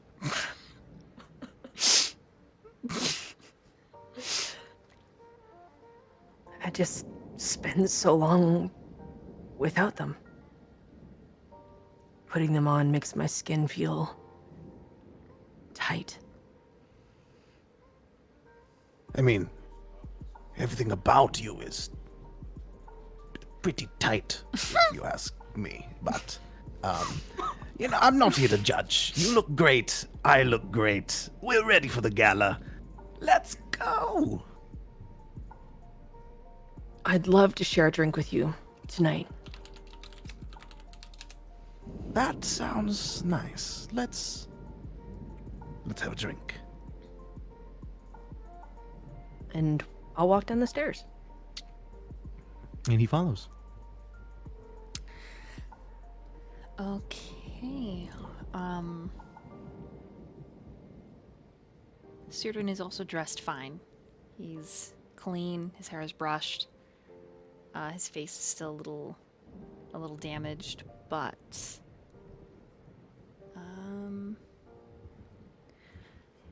this, and I'll share this with stream in just a second when we all show up.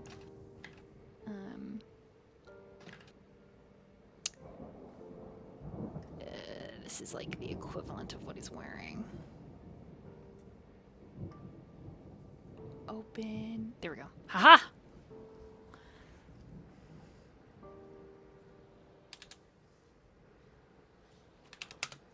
Only there is gold, red, and black.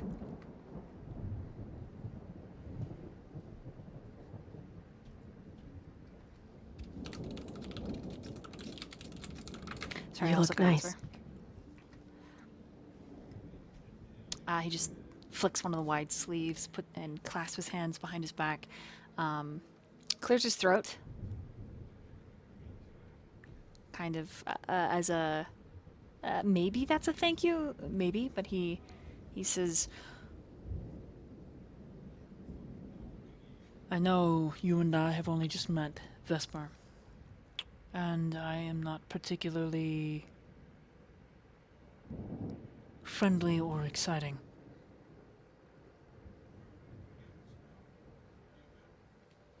That's all right, but it's interesting. We've only recently crossed paths, and here you are, familiar with my name. Now, don't get me wrong. I've got a few aliases sprinkled around the place just to keep things spicy. I But read you, your mind. That's how I know. fuck. I know a lot about both of you. Fuck. Shit. Well, hey. And then he goes up to Sidril and puts his arm around him. So, nobody's gonna recognize me in there, are they? Should they not? I killed a bunch of people. Do you think they'll know who I am and put me back in jail? Are you willing to trust me?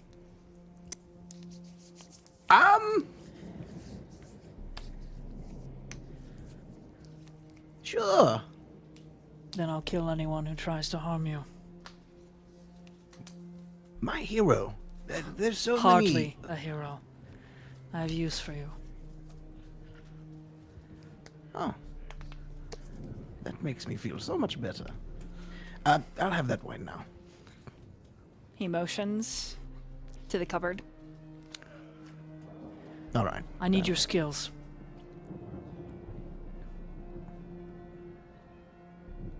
Both of you.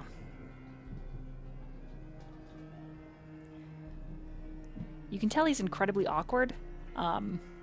He's still kind of swaying on his feet a little bit, like he hasn't quite sobered all the way.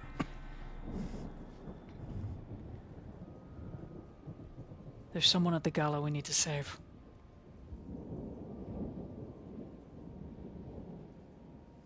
Just save.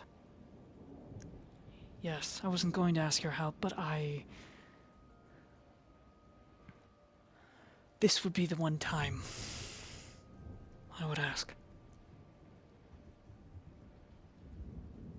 I'm not really good at saving. But you're people, good at old killing, man. right? That's true. Do you need me to kill? I will. Yes. Anyone who gets in the way. It's done. Excellent. However, And he like kind of glances at Sidril. Only kill those who deserve it?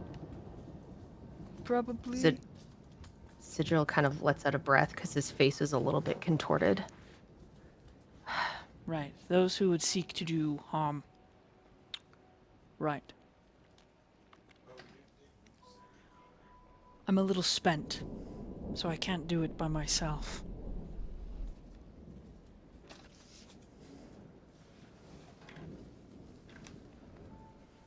Then all you need do is ask. If this is to protect someone, then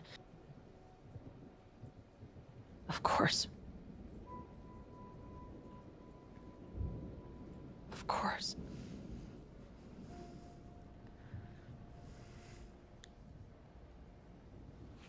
Do you have a plan? No, Perhaps. not really. I'm far too inebriated. Originally, my plan was to simply teleport in and rescue them, much how I did broke you out. But I am, and he snaps his fingers, and nothing happens. Magicless. Certainly I have scrolls and old tomes that could assist us, but we'll have to do this the old-fashioned way, with the strength of our arm and the sweat of our backs.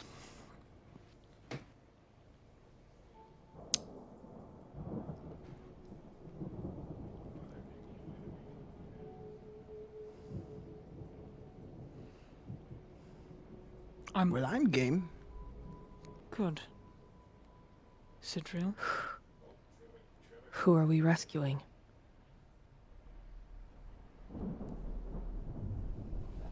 I hope it's my brother. But that remains to be seen.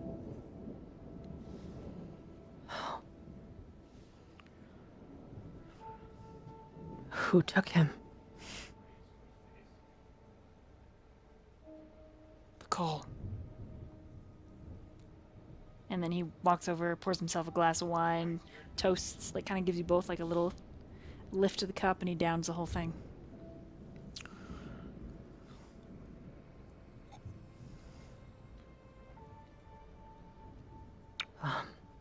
Shall we?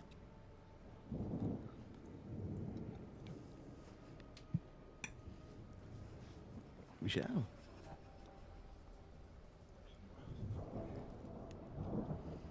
Okay. Now, is it just us that will be doing all of this? Are we doing it on our own? I'm sure there will be someone at the party we could rely on.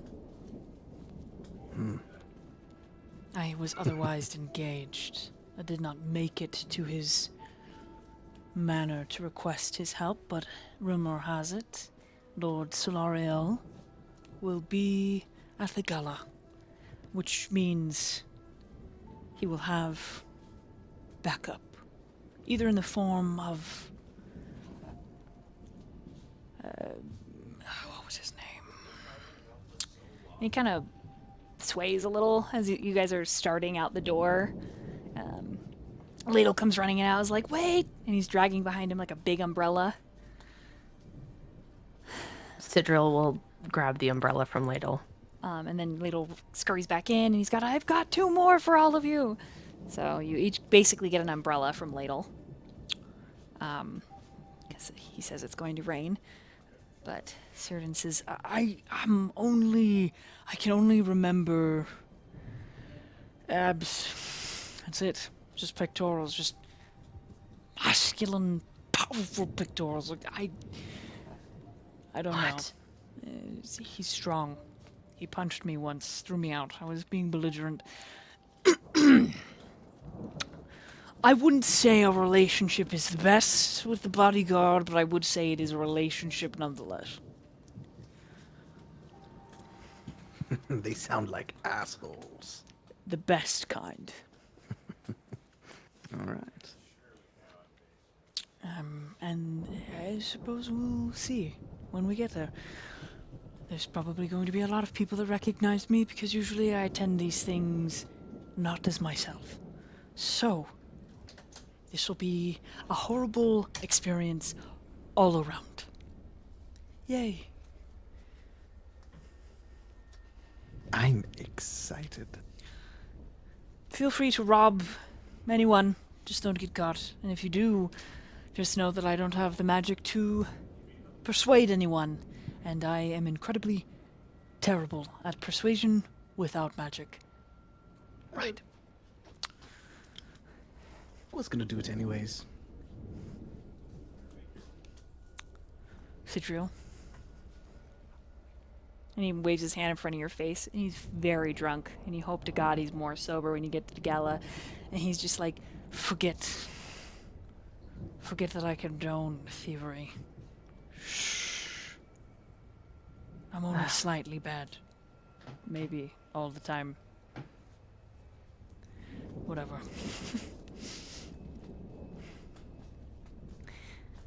Sidriel's eyebrows kind of squished together.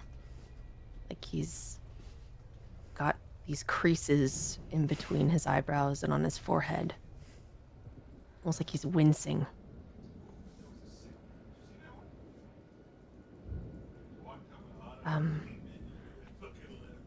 You don't need to defend yourself to me.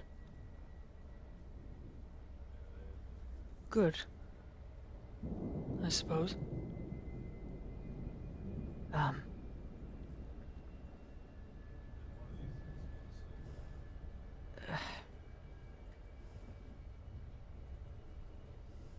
Sidriel just kind of puts his hand on Círdan's shoulder and kind of gives it a little tap, like a there. Just You see Vesper put his arm over Sidriel, and he's gonna get close, and he says, "Are we just gonna whisper together?" And then he's gonna kind of walk backwards. "Are we gonna go to a fucking party?" I'm not very good at these kind of things. Not anymore. You'll do just fine. Look at you. You're pretty, and you're wearing wonderful clothing. So.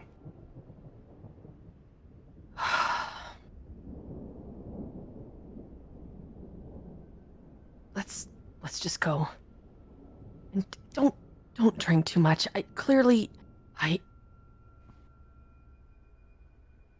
Sidriel just looks extremely concerned, but also just very awkward. I will only drink after everything. I promise. By the time we're there, I'll be a little less drunk. I'll make sure to take something to kind of counteract it. But I've never done it without. This will be fun. He smiles. I can do parties. You can do parties. And he looks at Vesper. Right, we can do a fucking party. We can show up. Absolutely. And we can make everyone jealous. Everyone can bow at how magnificent we are. Because we are. Yes. Right? I like you. Now let's go. Sidriel just kind of looks up at the sky and is like, he just silently sends a prayer. And it's like, please help us. Yeah, Círdan and Vesper are just like, woohoo! On the way there, Círdan admits that he's read both of your minds multiple times. He feels a little guilty about it. He also expresses that he doesn't know how to communicate otherwise. He feels like he needs to read the page before he opens his mouth. And then he promises that if you share that with anyone else other than your friendship circle here, and you're only a friendship circle until the gala's over, and then we'll see where you are. Again, all the drunkenness talking. He says that he will make both of you uncomfortable and clean you like a cat. It's very weird and eccentric. You don't know why that specifically. But you walk, as you're walking like the whole length of this sort of peninsula to the main bridge that crosses towards Scylla. You get to the gates, and Círdan calls a carriage. By the time you're inside the carriage, all of his weird eccentricities and like promises simmer down, and he gets really quiet and serious. And we're gonna slide from there to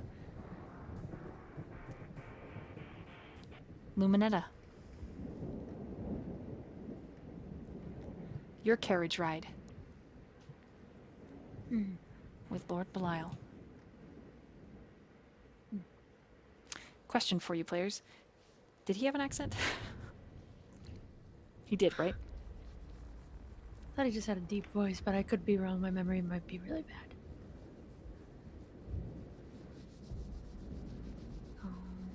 Don't recall.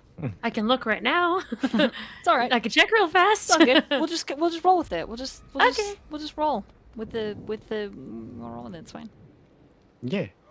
Okay. All right, Luminetta. Okay. Okay. Where are you waiting for him? I would have gone home, I think, right after the show, just to rush home and take a quick little bath to decompress and mentally prepare for the night. So he would be waiting for me at my abode. Okay. His carriage is a wide black and red monstrosity. It would be beautiful if it had less sinister architecture. He's not in the carriage, but without, at your door. Do you have footmen and maids and servants that attend you at home? Yes. Okay. Yes, I would say so. One of your maids has let him in, and he is in the foyer, standing in a suit that matches your black dress. It's stark against the mosaic floor. But when he looks up at you as you descend the grand Tsar-like steps, he's smiling, and you can see the adoration shining in his eyes. Close your mouth, honey. You're gonna catch flies. And she'll just kind of give out her hand. He captures it, and he kisses the top very, very gently. She's not showing it, but she's kind of like recoiling at that. She doesn't really like it. You are resplendent. Absolutely beautiful. Well, thank you. And we're gonna pause, and then we're gonna retcon Numenetta. Oh, okay. Getting ready. Let me see. What is his name? Kellyan? Yeah. Oh, yes, I think so. He knows where you live, correct? He definitely should. He's my bodyguard after all. So as soon as you're home, he's still bodyguarding when you get home. Does he have? Oh, he's a, awesome. I'm asking you. Does he have Oh. a room in your estates? Yes, he would have a room Okay. So while very you- close to mine. while you're while you're getting ready, he returns home.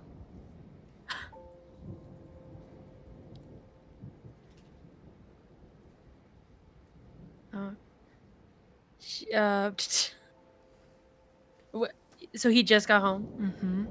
Okay. Like you're mid getting dressed and ready, and you haven't seen him for his regular shift. Mm-hmm. if she's getting ready, so basically the only thing that she would have on, not to be weird, it would just be like undergarments and then the amulet, and she probably just drying off after the shower, just like runs to him and just like throws herself at him, like, "Oh, He catches my you. dear, my dear, I missed you. Where have you been?" Trying to help Lord Solario. Is everything all right? Well, it is now. And his hands are around your waist. And he presses you close. He is built a solid structure, very athletic. You are light as a feather for him. And he kisses the top of your head and he breathes deep. Like he lets his face be close to your hair and he like your scent calms him. And he says, Lady Daimia made a move. Apparently she drugged Lord Solario. Oh, God. He's alright, though. One of her servants was able to, well, one of her servants with the cause was able to contact me. I was able to sneak in and get him out, but I was injured. Though Lord Solario saw to... Well, my injury is much better now.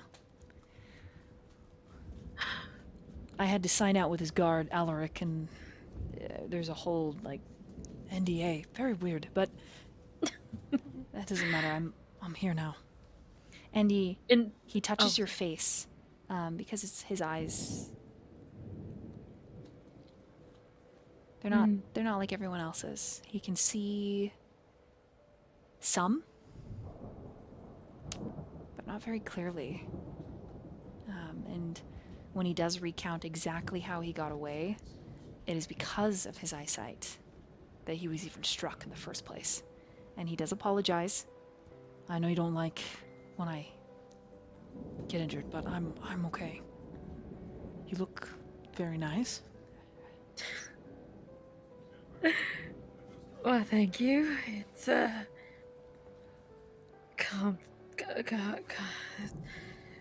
I'm going to the gala tonight with Lord Belial, and he gave me this beautiful dress. I'm so sorry. I didn't know what to do. Will you forgive me? I was never mad in the first place. She grabs him by the jaw, plants one on him real hard. Ooh. He returns it with vigor. Nice. There's quite the sensation. When he pulls away, he's a little breathless and says, do you have time? Could we... The Lord will be here any minute. And a lady like myself never wants to be late. But you can have me all night afterwards. How does that sound? And she's just gonna look at where he's injured. So where are the injuries on his body? His legs. One of his legs got his legs. Got an arrow through it. Yeah. Oh my god. Yeah. She's gonna look at him. He's got a bit of a hole in the one butt cheek and the upper thigh, and he's like, it's okay. She's just gonna look at him and be like, I know this is your line of work, and I know you take care of me in a similar fashion. I will never get used to that. Seeing you all hurt. You know?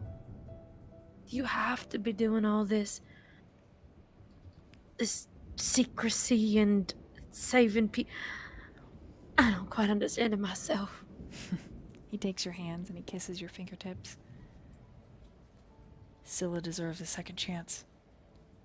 And if that means I risk my life so the place you call home is better. I'll do it every time.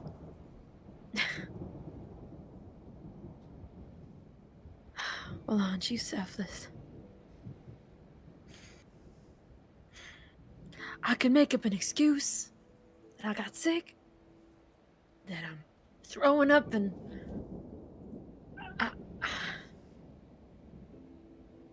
I don't have to go. If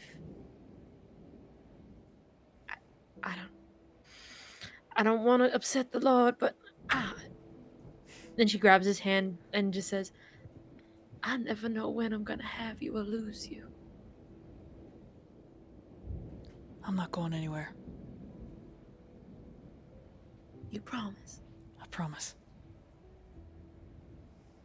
As long as... And he puts your hands over his chest so you can feel his heart beating.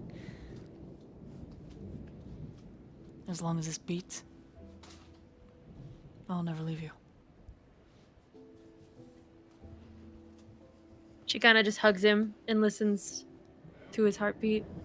I am a little jealous you're going to a fancy gala wearing this under your dress, but it's okay. We all have to play a part. It won't always be like this. The Lord never said I couldn't bring my bodyguard. I guess I better get cleaned up then. Do you need some help with that? Absolutely. And she's gonna go with them. And they go get cleaned up. Cool. He does try to finagle some time for some more vigorous activities. Just a little. Just a little. He's pretty I'll roll a persuasion, hold on.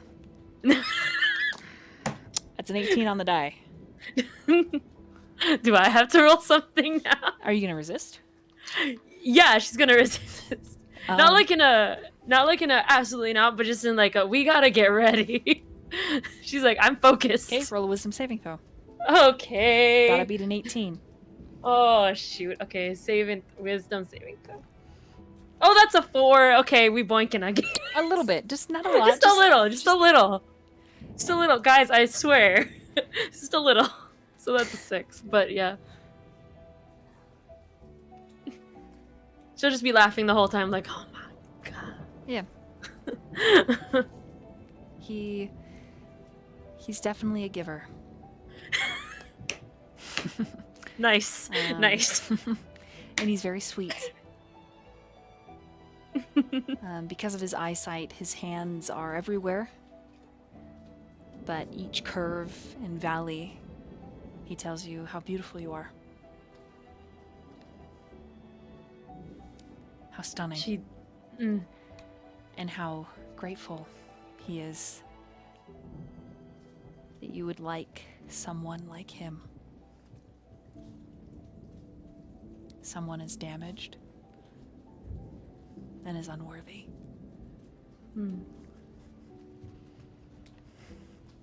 She's gonna be crying softly to herself. Anytime he says that, she's just gonna start crying. You can't say that to me. You know. And she just kind of says it with like a knowing nod. You know. Right, but only one of us is royalty. And it's not me.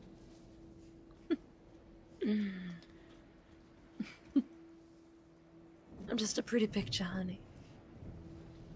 Your beauty is far deeper than just what you show the world, Luminetta.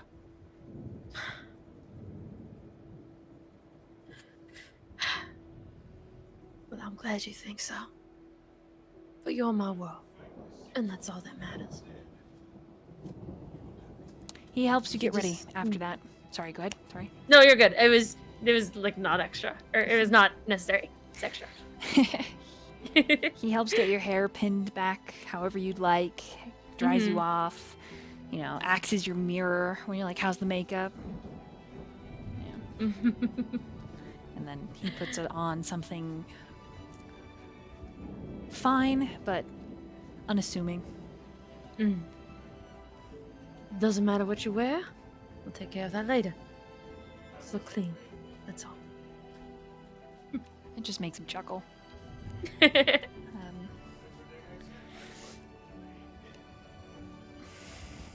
Moving forward to Lord Belial, taking your hand. When Belial looks up and he sees your bodyguard, he frowns. You can ride with a footman, which means he will be on the back of the carriage, standing and holding on.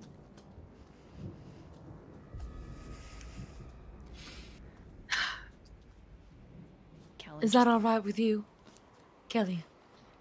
Kellyanne just nods. Of course, my lady. All right. Yeah, she goes off with the Lord. Okay. Let's He doesn't let you pull away. He takes that hand that he's still got a hold of and he brings it to loop around his arm, where he does hold you tight. Like his hand over your hand on his bicep and says, You are absolutely stunning. I am delighted by how refined you look. And how refined we look together. Right. Thank you again for the dress and all the little gifts. My pleasure. I hope that you keep them. Is that a promise? An oath. and then he sits right beside you in the carriage. His thigh against yours.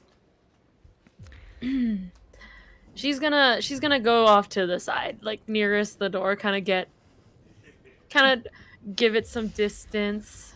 When you move, he shifts so he's across the carriage, but he's sitting up, and his knees are on either side of your knees, kind of locking you in space in your place. I have a proposition I'd like to speak with you about, Nominetta. What kind of proposition? Mostly I would like your opinion. The proprietor of the Grand Theatre, a Rosen, right? She's fairly old, isn't she? She may be old in age, but not in vigor. That's for sure. Ah, I heard a rumor recently. While Rosin was out on a recent grocery trip, apparently she got lost. One of my servants helped her back home to the theater. Has she been forgetful often? Can I roll something to know if she has been or not? Roll an insight. Okay, that's not too bad. Insight, that's an 18. An 18. You don't think she's been forgetting, but she is old. There's something unsettling about this. It doesn't sit solidly, it sits almost crooked and adjacent. And you wonder if he could be lying. But he continues. The proposition is, and this is quite far-fetched of me, if something were to happen to Rosen due to her age, would you be interested in becoming my personal siren? I would simply take over the contract you have with Rosen, nothing more.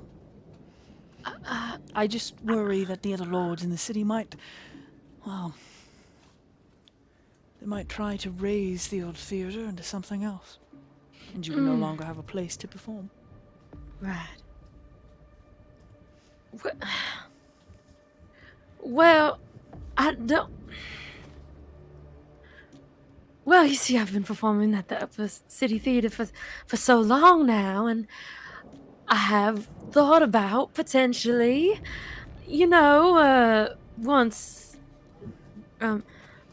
Grandma Rosen had her time, it would be a good opportunity for me to stretch my wings a bit, So to speak. and so to speak, and maybe go on a tour or find a different place to perform. I'm so dedicated to Miss Rosen, you see, and I owe her so much, and if I can be honest with you, I would not feel comfortable. It would be too many memories of Grandma Rosen. Might hurt too much to perform. You understand? Need to find a new place.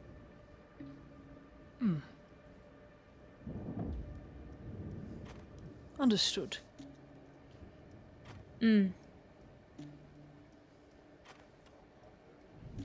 Yes. Where would you go, if not Scylla? When you say stretch your wings, would it be somewhere in the upper city or a different city altogether? Well, we haven't gone that far yet. Grandma Rosen's still kicking. But I'm sure I've got options. If not on the land, then maybe back on the sea. Back home. Who knows? The world is my oyster, as they say. Wouldn't you agree, Mr. Bala? Lord Bala. Excuse me. I believe it has the potential to be your oyster, but as a socialite, you understand it's all about connections and who you know. Know the wrong people, and you won't be an oyster. You'll just be a clam without its pearl. Well, I came here not knowing a single person. And you've done splendidly. Absolutely. And now you know quite a few people, don't you? You could say so. His eyes are twinkling, gleaming. His smile is wide and thin. And then he reaches across the space and he touches a loose strand of hair. Just the tip. Where's the hair? Like on my head? Yeah, your hair. On my hair. Okay, sorry. I was thinking. I don't know what I was thinking. Like he plucks a hair off your dress, yeah. he saw Like an hair on my invisible- dress and said, "Excuse me, let me get that off there." For Right? you." He's like, this is not perfect. Yeah. No. He's like, No. "There's an eyelash on your cheek. You gotta get that." He touches a curl, a loose curl. A curl. Got it. Okay. And then at the very tip, he kind of lets it bounce back into place. I look forward to your performance of the gala. I'm gonna do my best. I will try. Netta's face looks, it's pained now. Like the smiles that, those actor smiles when they've been doing an interview for far too long and they're like, "Get me out of here." Yeah. That's what she looks like. She's like, I'm gonna do my best. And then she just looks out the window. She's not gonna give him any more eye contact. You always do. You always do.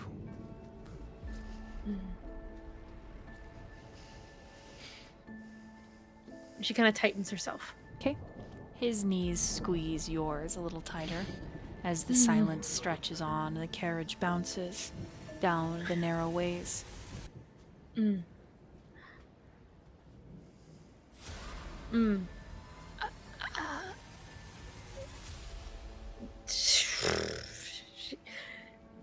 Yeah, she's just gonna keep quiet. Okay. He Re- mirrors really your, just like- your pose looking out the window. You want my pose? I'm sorry. He mirrors it looking I out the see. window as well. Occasionally his eyes, you can feel them when they flick on to you because it's like a spotlight, a beam of frigid wind hitting you every time he gazes at you. Your skin prickles, goose flesh all over your exposed collarbones and shoulders and up your neck. It's kind of unnerving.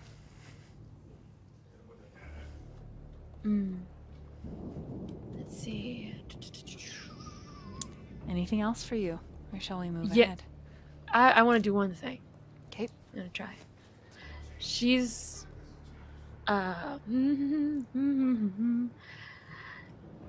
she's gonna look at the Lord, finally give him eye contact, and say, "Why don't we keep things civil tonight? It is our first night out together after all. Why don't we keep our hands to ourselves and just keep a casual distance?" And cast suggestion on him.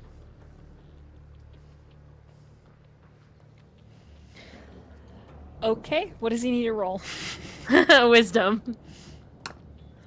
It's a wisdom save, DC 14.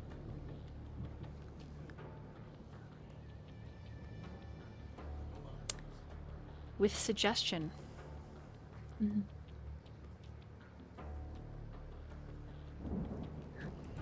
Okay. He sort of relaxes a little, leaning back. His knees relax, offering you a respite.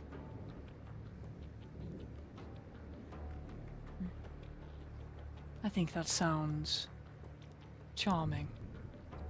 You believe your spell has worked.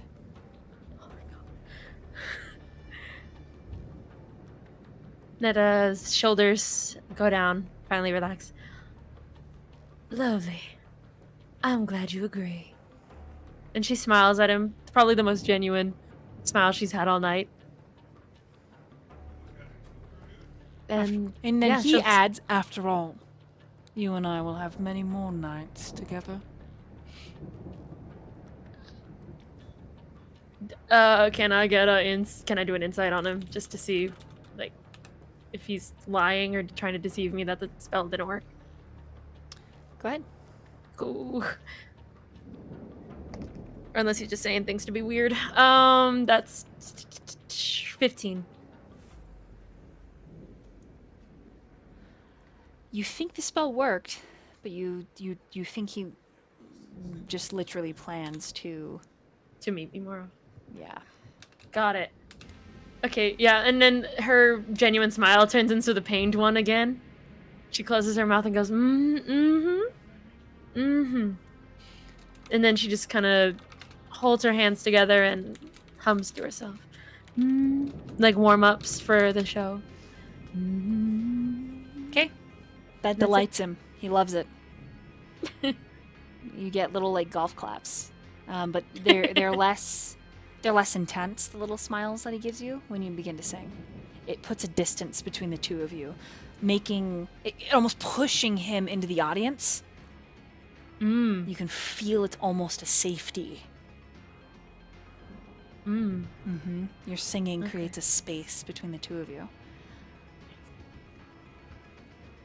Okay, And it that's all I is wanted. it is there, unless there's anything else for you, Kate. Good. Okay. We are going to do the final quick bathroom break and then describe what everybody's wearing at the gala because you're all there. Oh, wow. Quick bathroom break. This one will be really fast, I promise.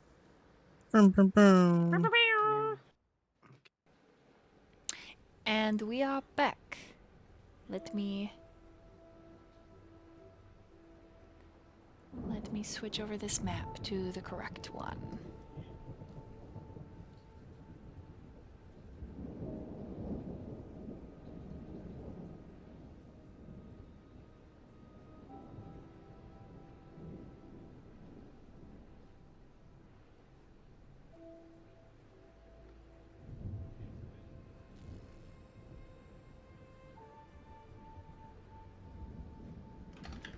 Can you guys see the theater? Yes. Sorry, I accidentally put Craven. It's Chips. No, it is Craven.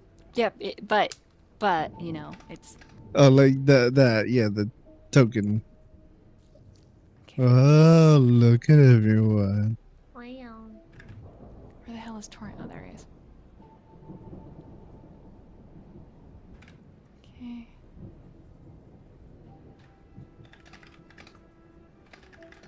All right, Luminetta, roll a performance for me really quick. Okay.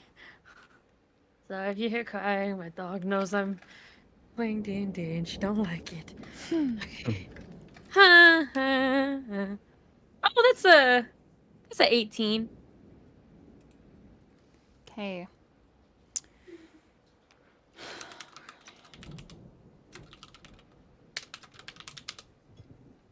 I'm just gonna play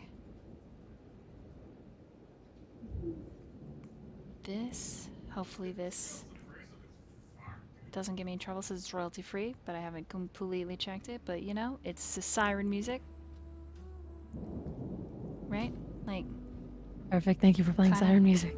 kinda Luminetta vibes, right? A little bit? Oh, absolutely. 1000%. It's perfect. Okay. So this is sort of the background, right? The rumbling of the storm outside has increased,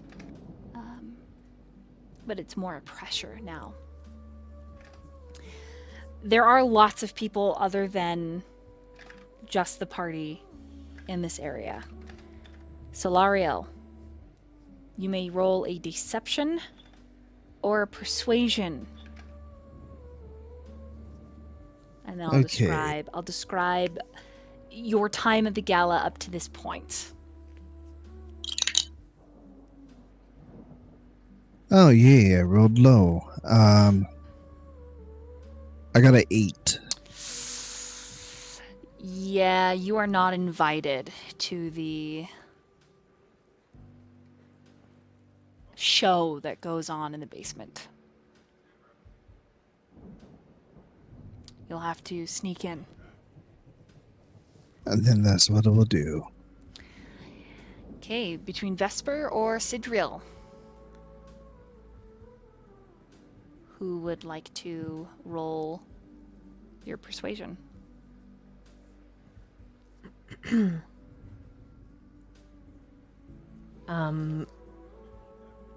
I have a +5 in persuasion, so it's up to you, Vesper. I have a +1, so yeah, you can go. You can sit Jillian do it. That's an 18.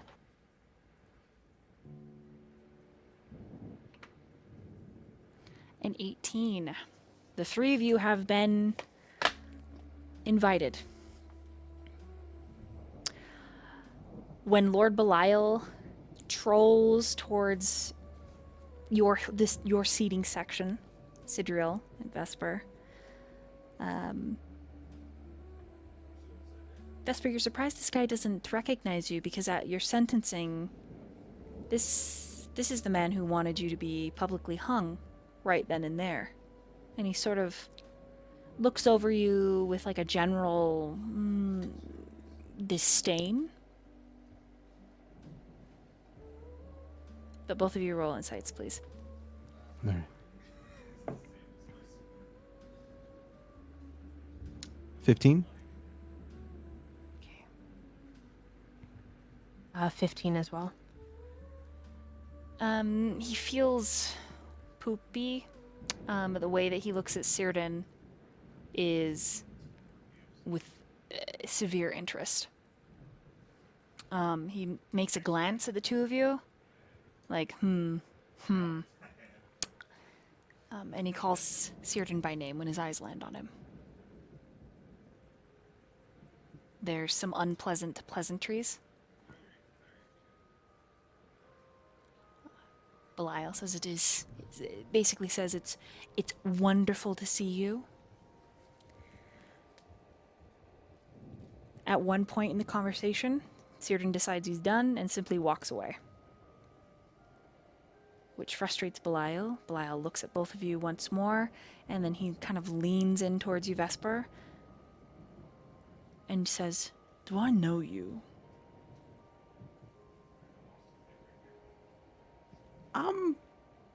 No. You look fancy tonight, by the way. I like your little, your jacket. That makes him smile.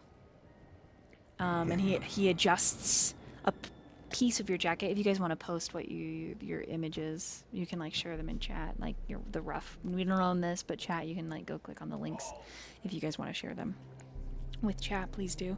How do you share the links? What do you mean? So you open your picture in a browser and then copy the URL and just post Ew. it in chat. Yeah. And Because you we did don't one own where the pictures, I don't know if I can like share them on stream. But you can share them with chat.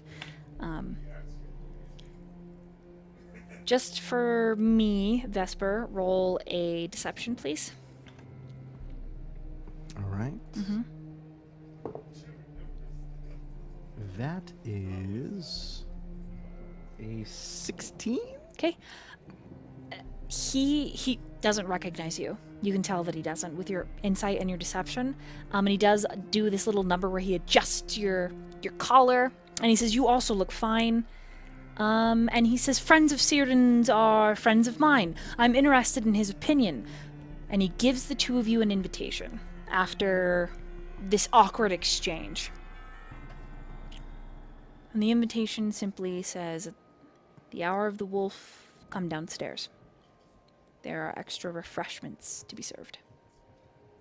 After you read it, like after you open it up and you read it, it vanishes, ashing away so that no evidence is left. On the other hand, when Lord Belial approaches you, Lord Solariel, he says, "First thing, I'm delighted to see you here, Lord Solariel. What a surprise. What a pleasant surprise." Well, it'd be foolish of me to attend such a venue. You're looking magnificent today. You as Lord well. Belial. I like this fitted outfit. The gold complements. As it usually does it not? Including our pockets. Ah, yes. Of course.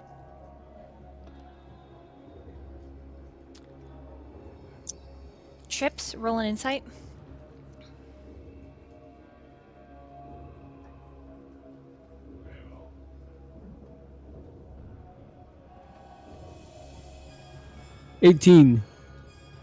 Lord Belial recognizes the face you're wearing. You can tell. But he doesn't make comment on it.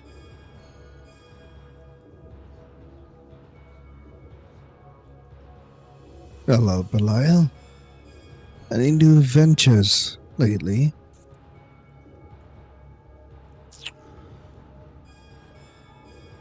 Not particularly.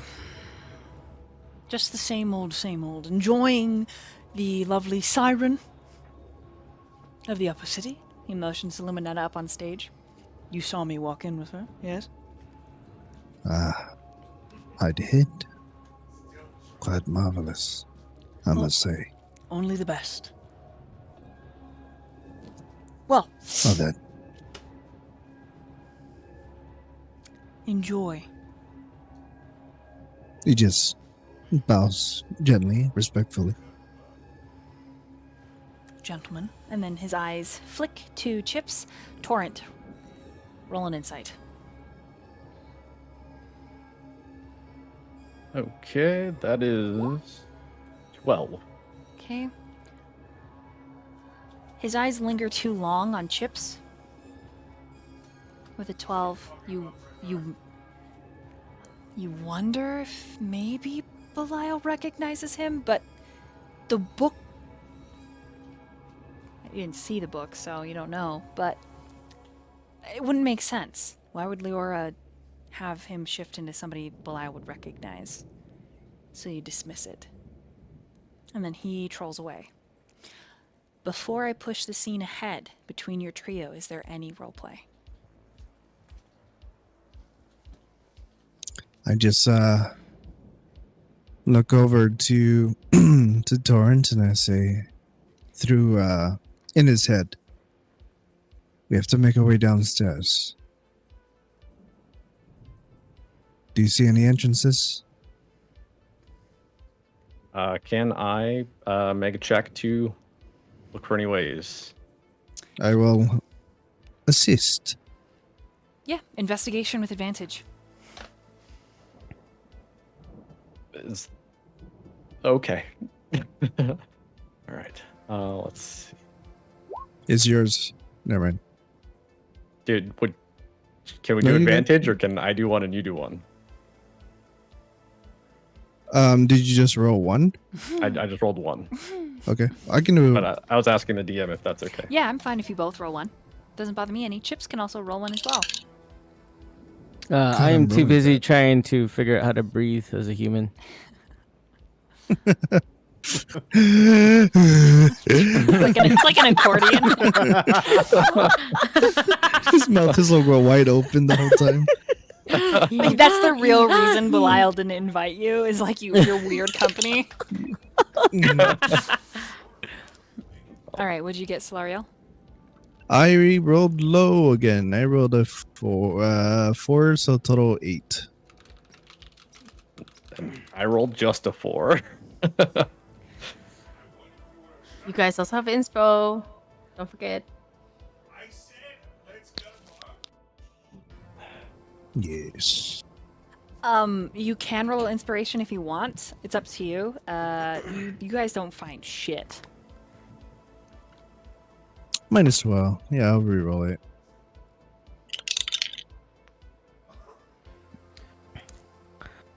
Okay, I guess Oh, yeah. I'll roll 2.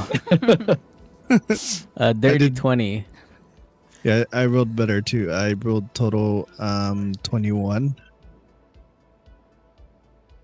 Okay, a couple things happen when you do finally find the stairs. First,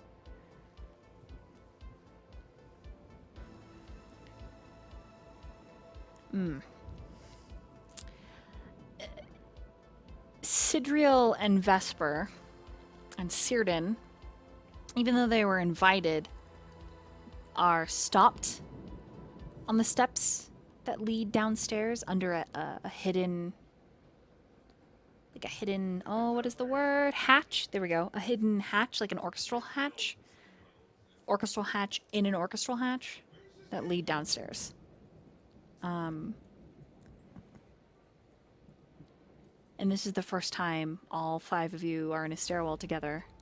Círdan straightens, and he turns. Solariel, you recognize him.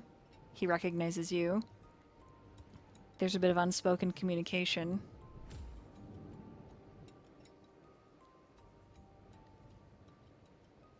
Do you want to say anything before he says something, or are you going to let him talk? I just want to give you the chance. Yeah, he would just be. Well,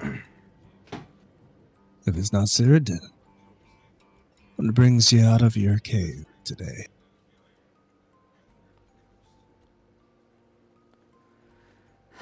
God.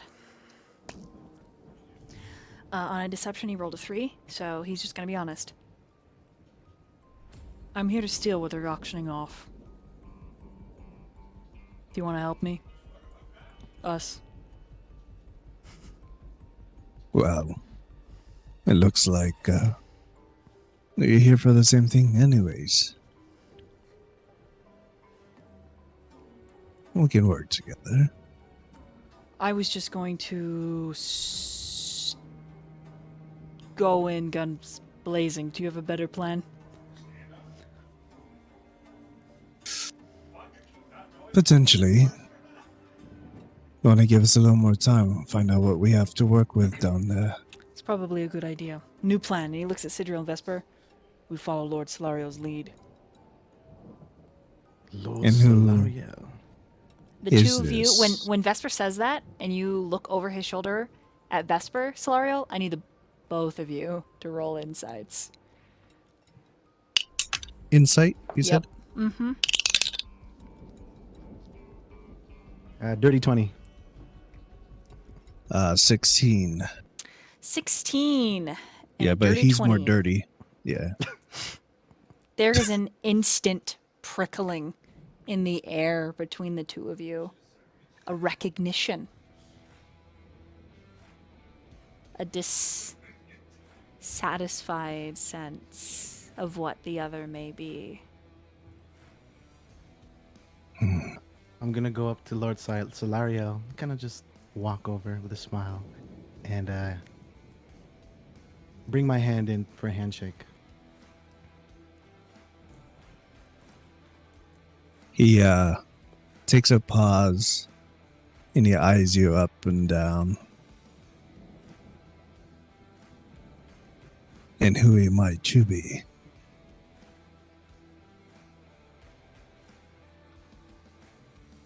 Just a silly guy. But it's Solariel, isn't it? It is. Quite the enigma you are. There's something intriguing about the shadows that trail you. A certain aroma that's hard to ignore. But hey, we all have our quirks, right? And he gets a little bit closer. Maybe you're just a collector of rare and exotic perfumes. Oh, He gardening with some particularly intriguing night blooming flowers.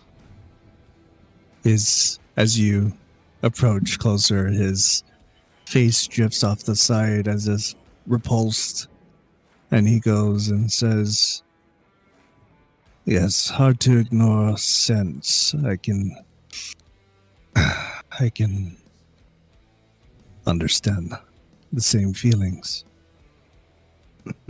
And he leans off to look past your shoulder back at Cyrodiil.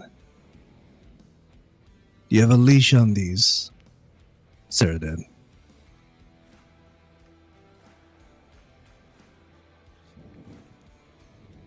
Okay, hold Trust on. me, Lord Solariel. I'm more bark than bite.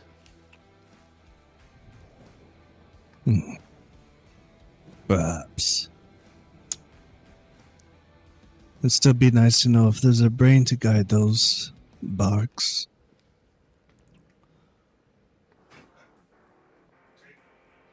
You're fun. And then he's gonna drift backwards and try to head downstairs. Or, yeah, wherever that is. I'm just finishing the map. Okay. You're good. Vesper, I think we're supposed to wait. We're supposed to follow him. Oh. I can't just go in? Solarius starts walking down, and as he starts passing Cyrodiil, he goes, "Like I said, a leash." And he speaks to Torrent in his head and goes, "Keep an eye out on this one. He definitely has a bite." Will do. Also, are we planning on taking a stealth approach? You know it's my preference. Of course. Yeah. I agree. I'm gonna cast Pass Without a Trace then. After all, we weren't invited.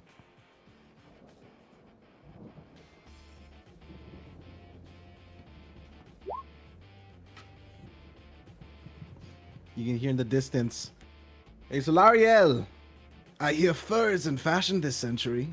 Maybe you should give it a try. Might help with that skin condition. I don't know about that. Maybe if you actually knew fashion, you'd know that I don't intend to attract any fleas. Oh, you've got jokes. I've got a few silver quips of my own, but I'll save them for the next full moon.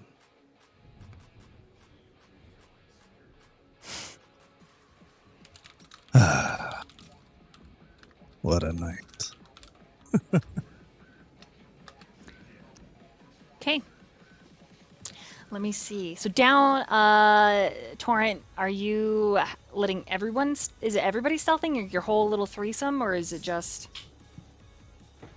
I think initially, as we approach, we kind of want to get a lay of the land of what's happening before we approach further. You know what I'm saying? There's yes, only I think one stairway that goes down, like under the orchestral pit. Well, is there anyone? Are there like? I guess this is what we're looking at now, right? Mm-hmm. Yeah, this is the room. What are we seeing here? So the room is cosily lit, old. It has the feeling of a dusty sitting room with a intricate furnace for a fireplace. Like, this is the most, like, curious thing in the whole room. Everything is very basic and mundane. But it's pretty small. It's like private showing. I think it's pretty little dealio. Yep. Luminetta's next to Lord Belial. I guess he speaks back to Torrent in his head and goes and says, "Well, I guess they wanted to keep it low profile, and this is one way to do that.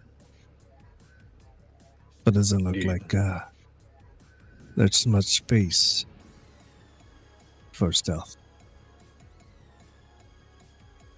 Do I see like any way, like as we're coming down, for us to like take to the shadows or anything? Yeah, you can like duck in underneath the steps.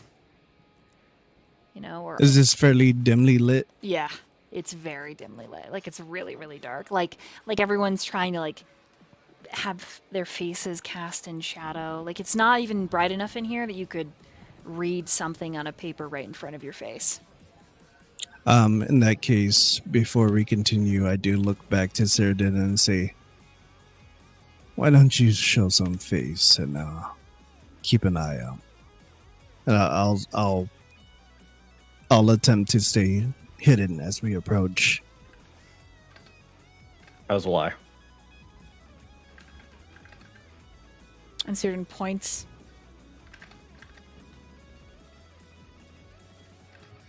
At Chips.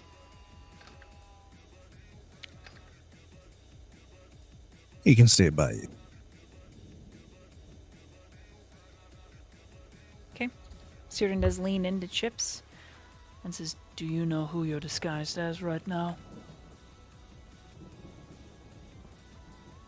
I am not disguised.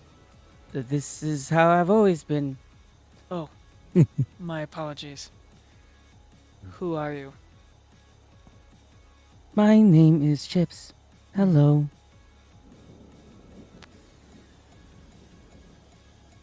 and then he looks at Solariel. I will make a scene.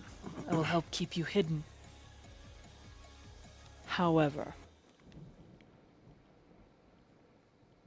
I would like you to owe me a favor. For my choosing, after this gala, we sit and discuss. A favor. Nothing inappropriate, nothing crazy, just... I have a couple questions. And I think working with you could be prove very fruitful if you can handle me not having a leash, so to speak. He moves a little closer to Cyrodiil and says, "My dear Cyrodiil, we are 50-50 already in this. There will be no favor owed. But if we both come out on top of this, perhaps works continue beyond there.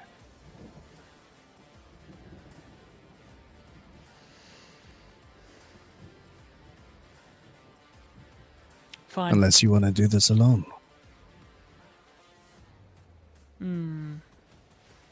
And he like looks at his little, like the he can. I would assume he can notice a little bit of that injury he took today. Oh yeah, his face is still a little fucked up. Yeah,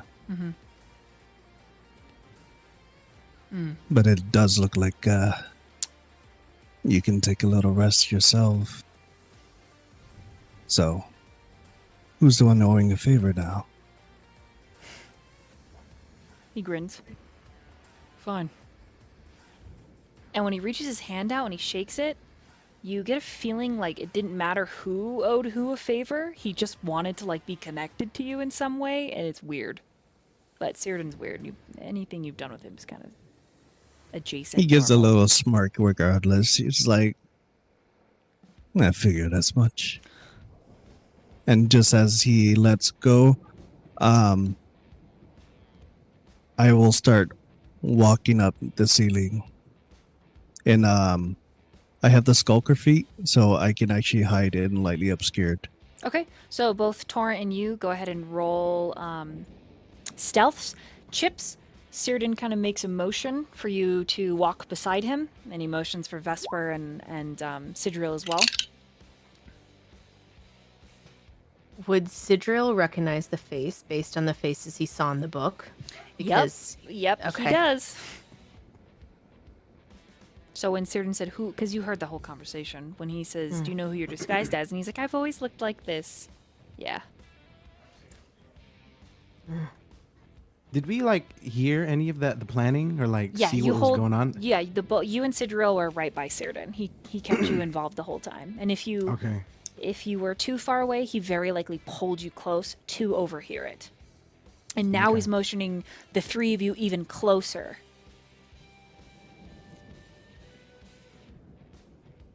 Chips, Vesper, and Sidril. And he leans in conspiratorially. I'm assuming you all lean in, right? Yes. Yes. Okay. He says, Chips. Vesper. Sidril.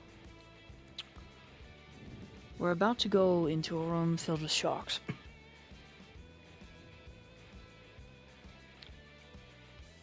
Let's keep each other alive. That's the plan. On my life. Okay. Perfect. And if we make it out of here, let's all go out for cake. At Lord Solariel's house. Little wine as well. Always. and then Excellent. when Cyrdan finally like starts down the stairs, it's a really he clears his throat and interrupts Belial's speech. And Luminetta, you are seeing him again.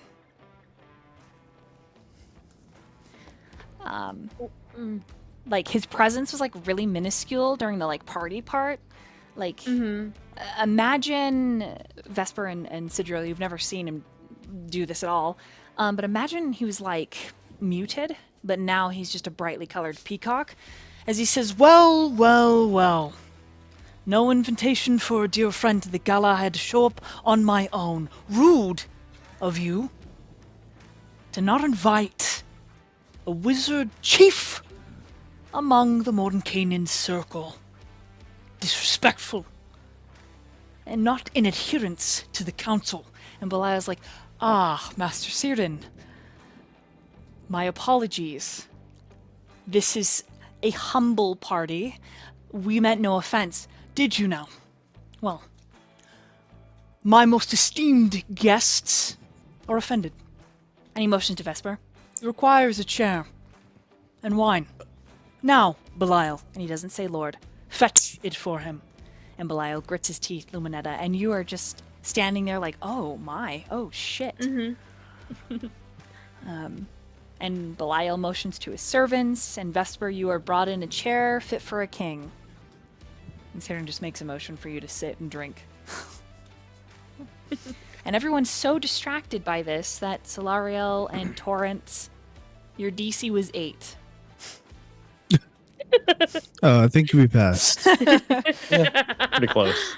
If chat doesn't know, we rolled a 24 and a 22. Says, and my second esteemed guest. And he puts Sidril's arm through his. And it's kind of like, oh. And he pats your arm. Please, continue. I dislike waiting. What is this? A type of auction? What are we buying? What are we selling? I'm bored. And you wouldn't want me to get too bored, would you, Belial?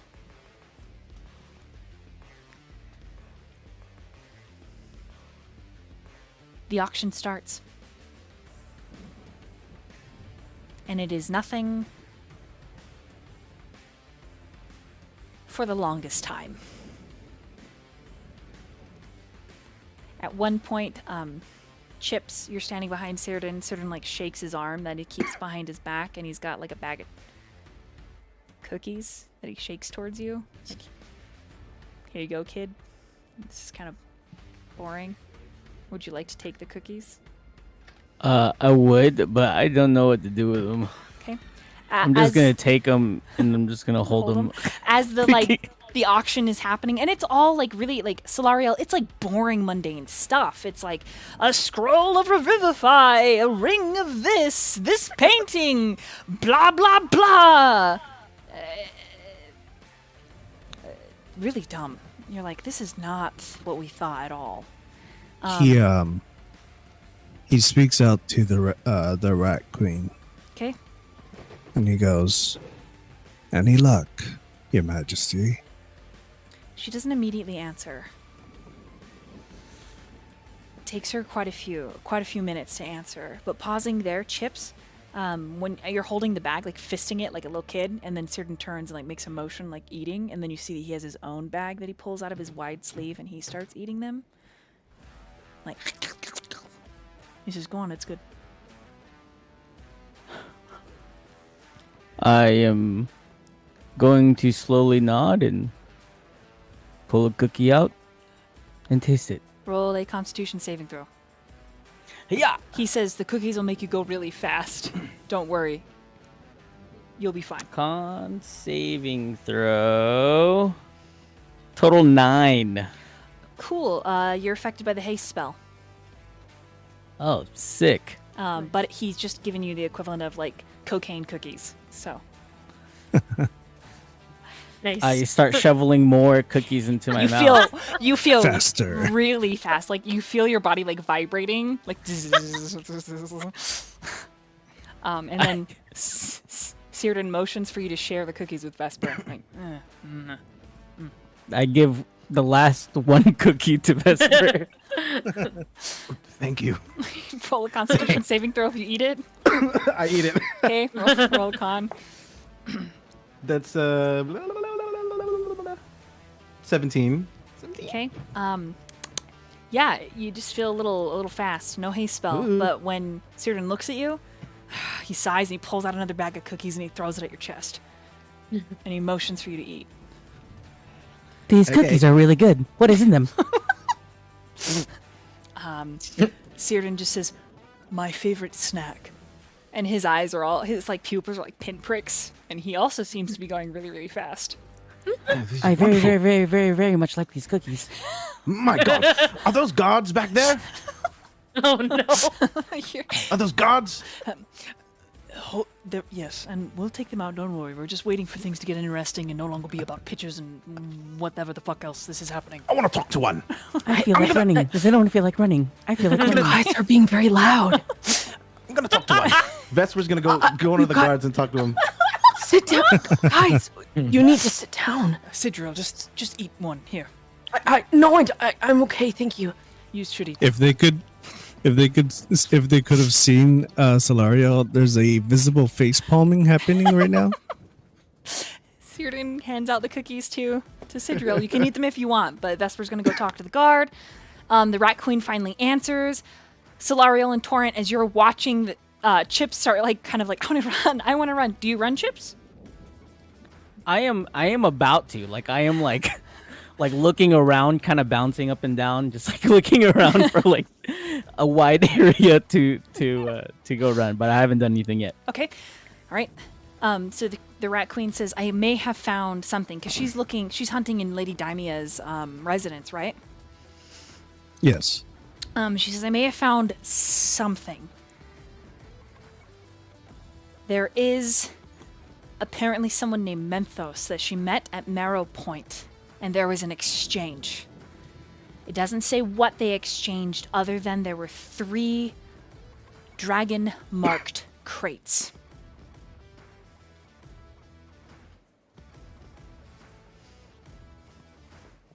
Anything about what's in those crates? It doesn't say what... It just says they're dragon-marked and unclaimed cargo that Lady Daimia signed for. So maybe if you could find these crates there, maybe... I don't know.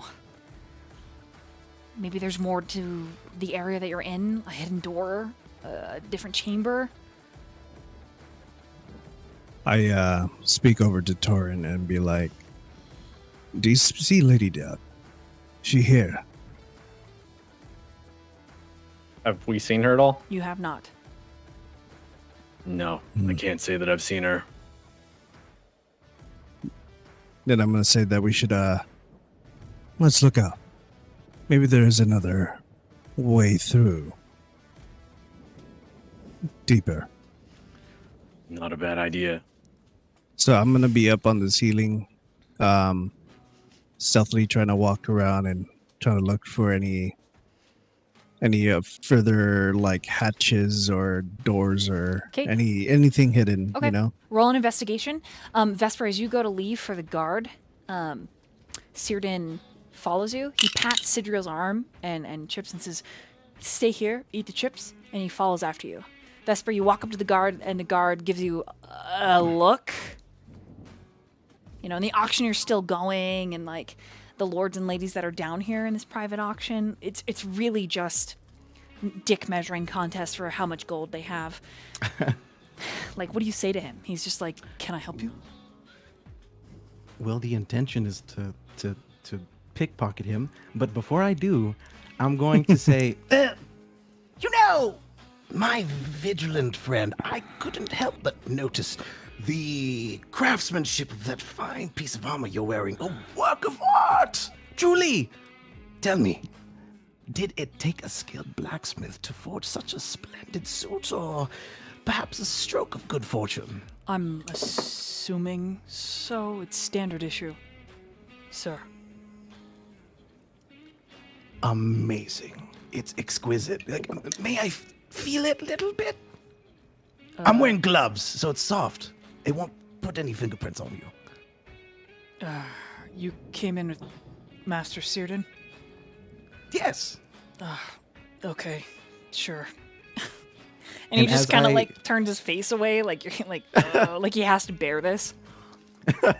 and as I do, I'm going to, my other hand is reaching around trying to feel for something important. maybe Ooh, to grab. sleight of hand. Okay.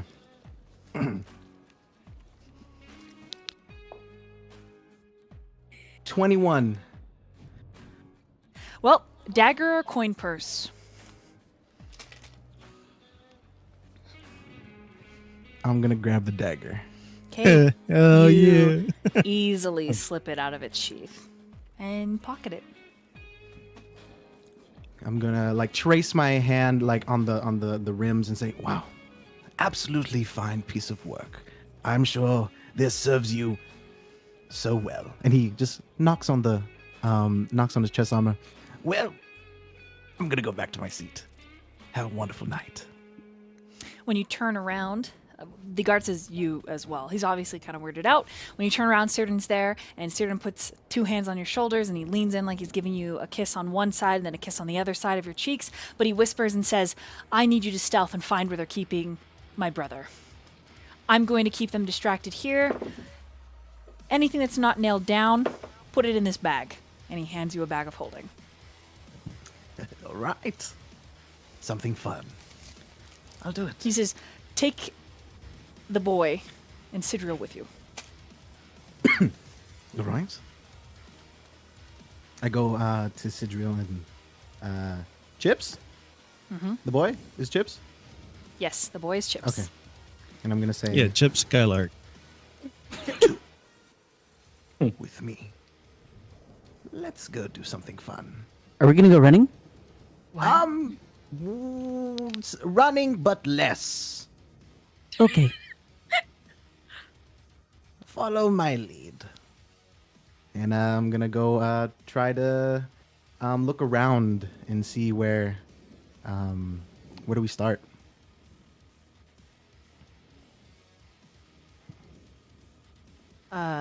Before we go anywhere, Sidriel is going to cast Bless on Chips, on Vesper, and on Círdan.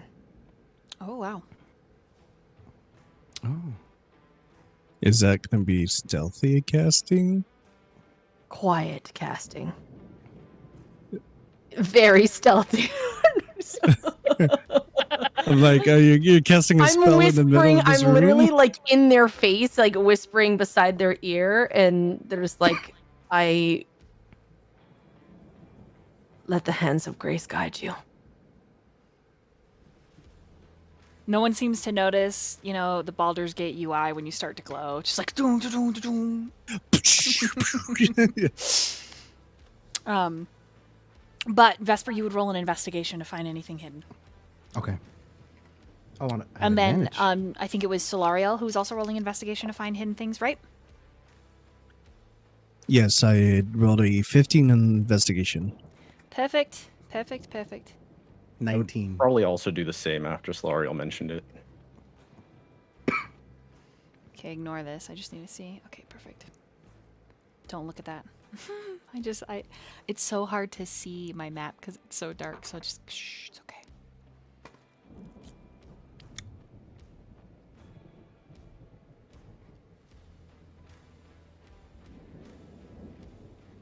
If you guys don't mind just writing what you got in the chat, I am putting, Sorry, can you repeat what we're rolling again? Oh, the two are rolling, investigation. Okay. Okay. Yeah. I'm just I'm just slapping stuff in the other part of the map.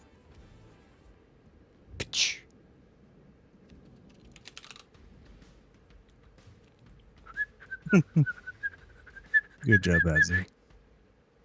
Hell yeah. Critical for a 19. Yeah. My roll 20 is crashing on me. This is awful. Please. Oh no. Okay. There we go. Oh, shit. Just a quick point, Kopic. Yes. Netta would like to speak to Círdan. Yep. Okay. Thank you. Yep, he is on his way over there. Okay. Just wanted to make sure. Yeah, I messaged that. Did you see that? Yeah, I saw it already. she replied. Oh, I replied to it. okay. Yeah. I just gotta make sure this is ready. Because you're all gonna get in there about the same time. What did Vesper get on his investigation? 19. So 2 19s, perfect. Okay.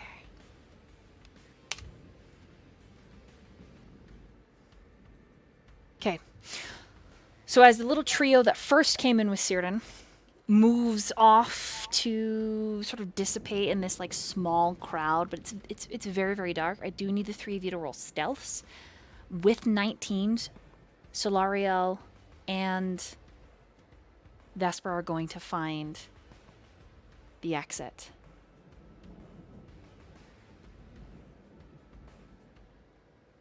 You want us to roll stealth? Yep, all three of you just kind of blend in. Okay. Because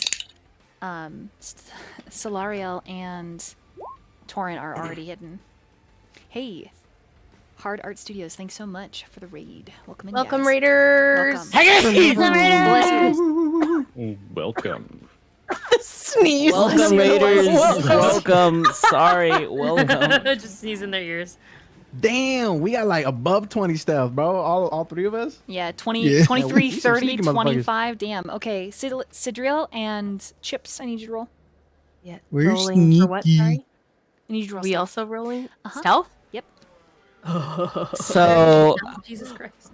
Okay. okay, yeah. Here's a question for you, DM. Does his pass without a trace cover them as well? Does he Because they're consider within them 30 allies? feet. That's a question for Hazard. If Solarial told me that we're working together with them, then they would be considered So what does that do? allies for now. So I think you got that impression the way I was Yeah. talking with Certain. Yeah. right. Okay, then yes, I'll allow it. So everyone got a plus 10 on your stealth rolls. Okay. All right. Well, I rolled a disadvantage, but I still got 25. Hell yeah. All right, Sidril. Sorry, can you explain one more time how that works? My brain shut off like halfway. Just one more time. Just add 10. Oh, you add 10? Yes. Mhm. Yes. That's what To your roll. Pathology says. Yep. Wow, that's amazing. As long as Okay. you're within 30 feet of the caster. Okay, so that's 27.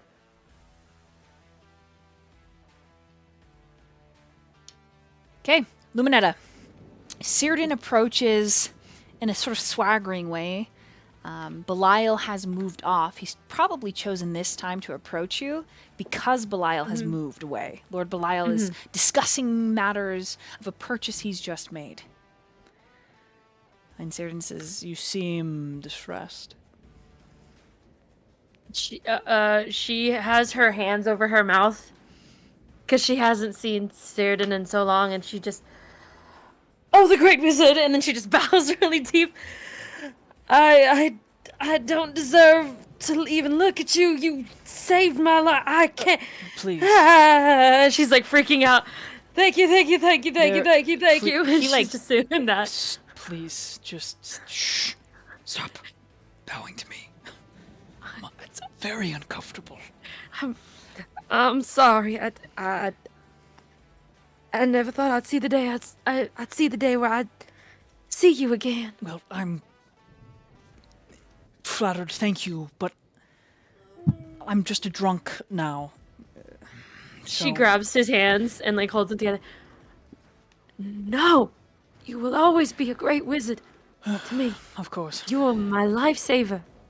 You understand? And she just grabs him and pulls him in for a hug. Oh my god, okay.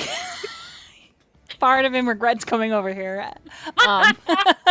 It's like hugging a stiff cat. You feel his muscles tense. There's a very like slight pat, and then he relaxes when you let him go, and he says, Would you like to leave? You don't seem very comfortable with your date. Well, if I'm being honest, Mr. Certain Great Wizard, sir. Just Cyrdan, please. Okay. Just Certain. I'm having a great time, and I wouldn't want to be anywhere else. And she's kind of saying it with a pained smile and holding his hands like tighter.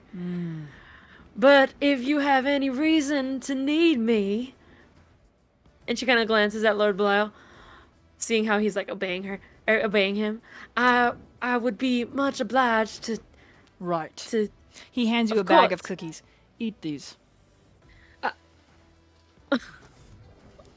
What's this for? He just looks at you with sustained eye contact. All right. And he has his She own just- bag that he pulls out of his wide sleeve, and he takes a bite of one. How many cookies do you have in your clothing, sir? You'd be surprised. And she takes a cookie and just bites it. Roll a and Constitution saving throw. Says, okay. Oh, that's a that's a 20, dirty 20. Okay. Yeah. When it doesn't affect you the first time, he says, "Keep eating." Oh, all right. And, And then, then- she says, Roll with disadvantage. "Got it. Okay." While she's chewing, she's not being super ladylike.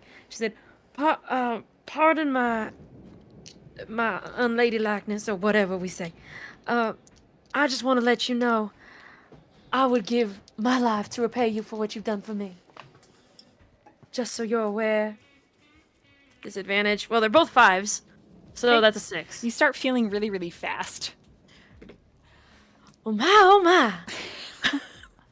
And he kind of And she gives just his starts eyebrows lift sobbing. like, kind of fun, huh? And he holds up another one of his cookie, he eats it, and says, I'll handle Lord Belial. Could you perhaps you will. help my friends? You see, there's a person I'm interested in acquiring. Maybe being held against their will. They're right over there. Oh, You see my friends over there? They're on a secret mission. I know you're in a quite the dress, but I would appreciate your help. she's looking around. They got like really high stealths, right? right. You don't see She'd be anybody. able to see them. No, you see Yo, no one. Yeah, she's like kind of bouncing. You're starting Yo, to wonder friends. if the cookies were drugged. And when he gets close enough, it's really dim in here, but when he gets close enough, you see that his like pupils are like pinpricks, and you're like, uh-oh. And then you look at the bag of cookies, and you look at him. What kind of magic doohickey have you done? What's So- happening? Just a little chemistry, science, baked goods. So, well, can you point me in the direction of your beloved friends? Because right now all I see is walls. She's just like kind of darting her head around in a very frantic fashion. He turns to look, and he doesn't see them either, and is like, Well, damn. and then he wonders, did I Bring friends? I had people with me, right? I wasn't. Are you all right, Mr. Certain? We can take you to sit down. You look rather beat.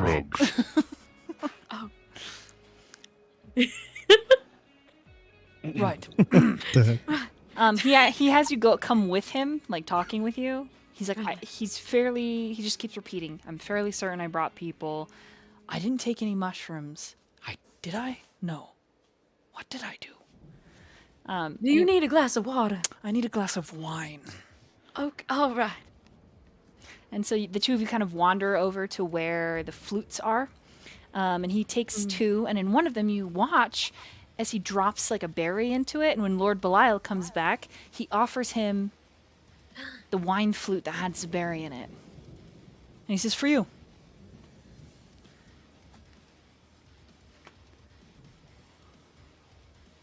Roll an insight, Luminetta. Yeah.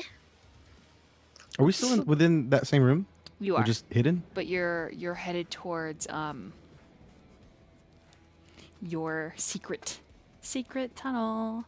Okay. Secret You're tunnel. you're absolutely engulfed in the shadows, like with like 25s and stuff. Like these foppish dandies are too far up their own asses, so to speak. Just Oh, very good, very good. Oh. yeah. That's a 10 on the die, but I just wanted to say, while she's seeing like Belial get a flute, she's gonna pretend to like everyone. Maybe not pretend, but is there any other flutes on the tray as well? Yes. Yep. They're in She's a gonna grab one. 'Kay. And just like toast with him. Ooh. So with a Do I 10, have? I rolled a 10. Yes. you're not sure what it's gonna do. Right. But when you say to our health, he eyes Cyrdan, Cyrdan's grinning, and you all tink tink. Belial drinks his. About 30 seconds, he brings a gloved hand to cover his mouth as he burps. He excuses himself, and then he winces a little bit, and then kind of jerks forward, and you hear his stomach. And Cyrdan's like, I believe there's a bathroom upstairs, right, Lord Belial? And Lord Belial kind of grins and says, I'm fine. And then you see he starts sweating. And Are you sure you're all right? he tries to get you back on his arm, but instead he makes this and he has to rush upstairs. We'll be waiting here. And she goes, oh. Cyrdan toasts you and says, to freedom. And he dips one of the freedom. cookies into the wine and then sucks the wine out of it, chews on the cookie and says, come on now. Let's go find my friends. I know they're not invisible. Roll an investigation with advantage, Luminetta. Alrighty. Oh, we're going on an adventure. We'll have to have a dinner after all of this is over to catch up. Absolutely. Can I bring my bodyguard? For my safety, of course. And he kind of gives you a little look. Gives you a little look. All right. It's a 21. Okay. Both of you are later than the rest of the party, but you do find the door that is hidden behind a bookcase. The bookcase is slightly slid off to the right. It's a quick push for Círdan, but you do manage to slip away from the party without anybody noticing you. It just takes you a little bit longer than the rest of the party. Everyone else, I need you to roll perceptions because Torrent, Solariel, and the 3 fast boys, unless Sidril didn't take the cookies. Sidril did You did? not take the cookies No, ever. did not. You just have them? You just have the bag? I have the bag. It is now. It is just it's in the big pocket on the inside of his vest thing. Okay. His robe. Okay, all of you need to roll perception, and I need to get the right.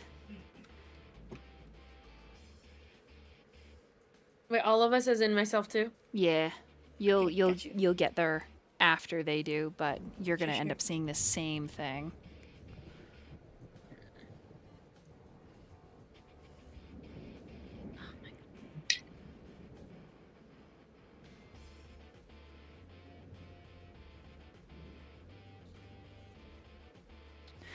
You guys can laugh at these if you want when you see them. They're pretty cute.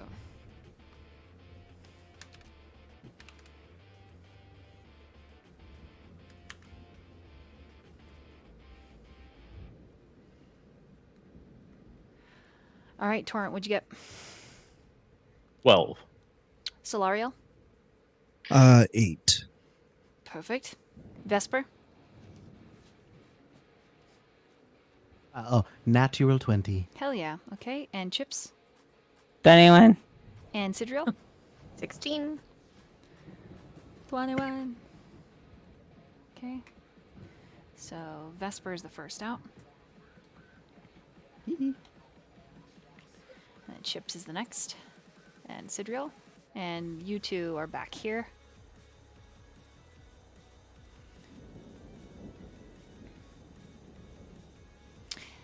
In a cave, the door opens up outside into a... This is actually more like just a cave, right? It's like part of that underground network that I described earlier. The Seminary of Shadow. This is, however, its own yard, its own garden, its own ecosystem. There's a fence directly in front of you. You can see where you squat down by. And there is a dragon, chained and bloodied, inside a cage. 6 guards surround the cage. Occasionally, with their long spears that end in hooks, they reach in and poke the creature. It makes this plaintive and painful but its mouth is clamped shut with irons.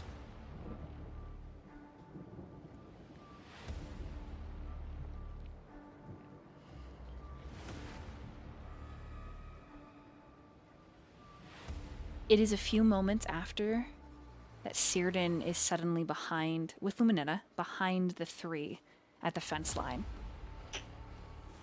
How he got there, it's hard to say. But Círdan says, That's who we're saving. and we're gonna end there for tonight. The wagon! These This is really Dungeons I kill the and dragon. Dragons. Oh my god, it's a Kill the Dungeons and dragon. Dragons! Don't kill the dragon! Don't do it! Oops, missed. Wow. Wow. That's Kill not you. a dragon, that's my brother. Hey, thank you guys for being here. Thank you, players, for playing. Really appreciate it. Apologize for anything that may seem off. A little stressed out about the cat.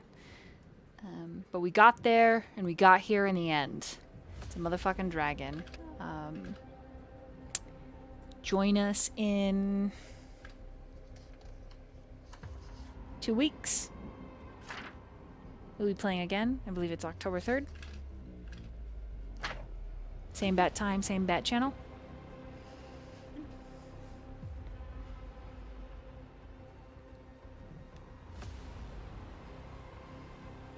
You guys are great. I don't know. I have nothing else to say. You guys are just great. Thank you. I appreciate it. We love you, Tommy.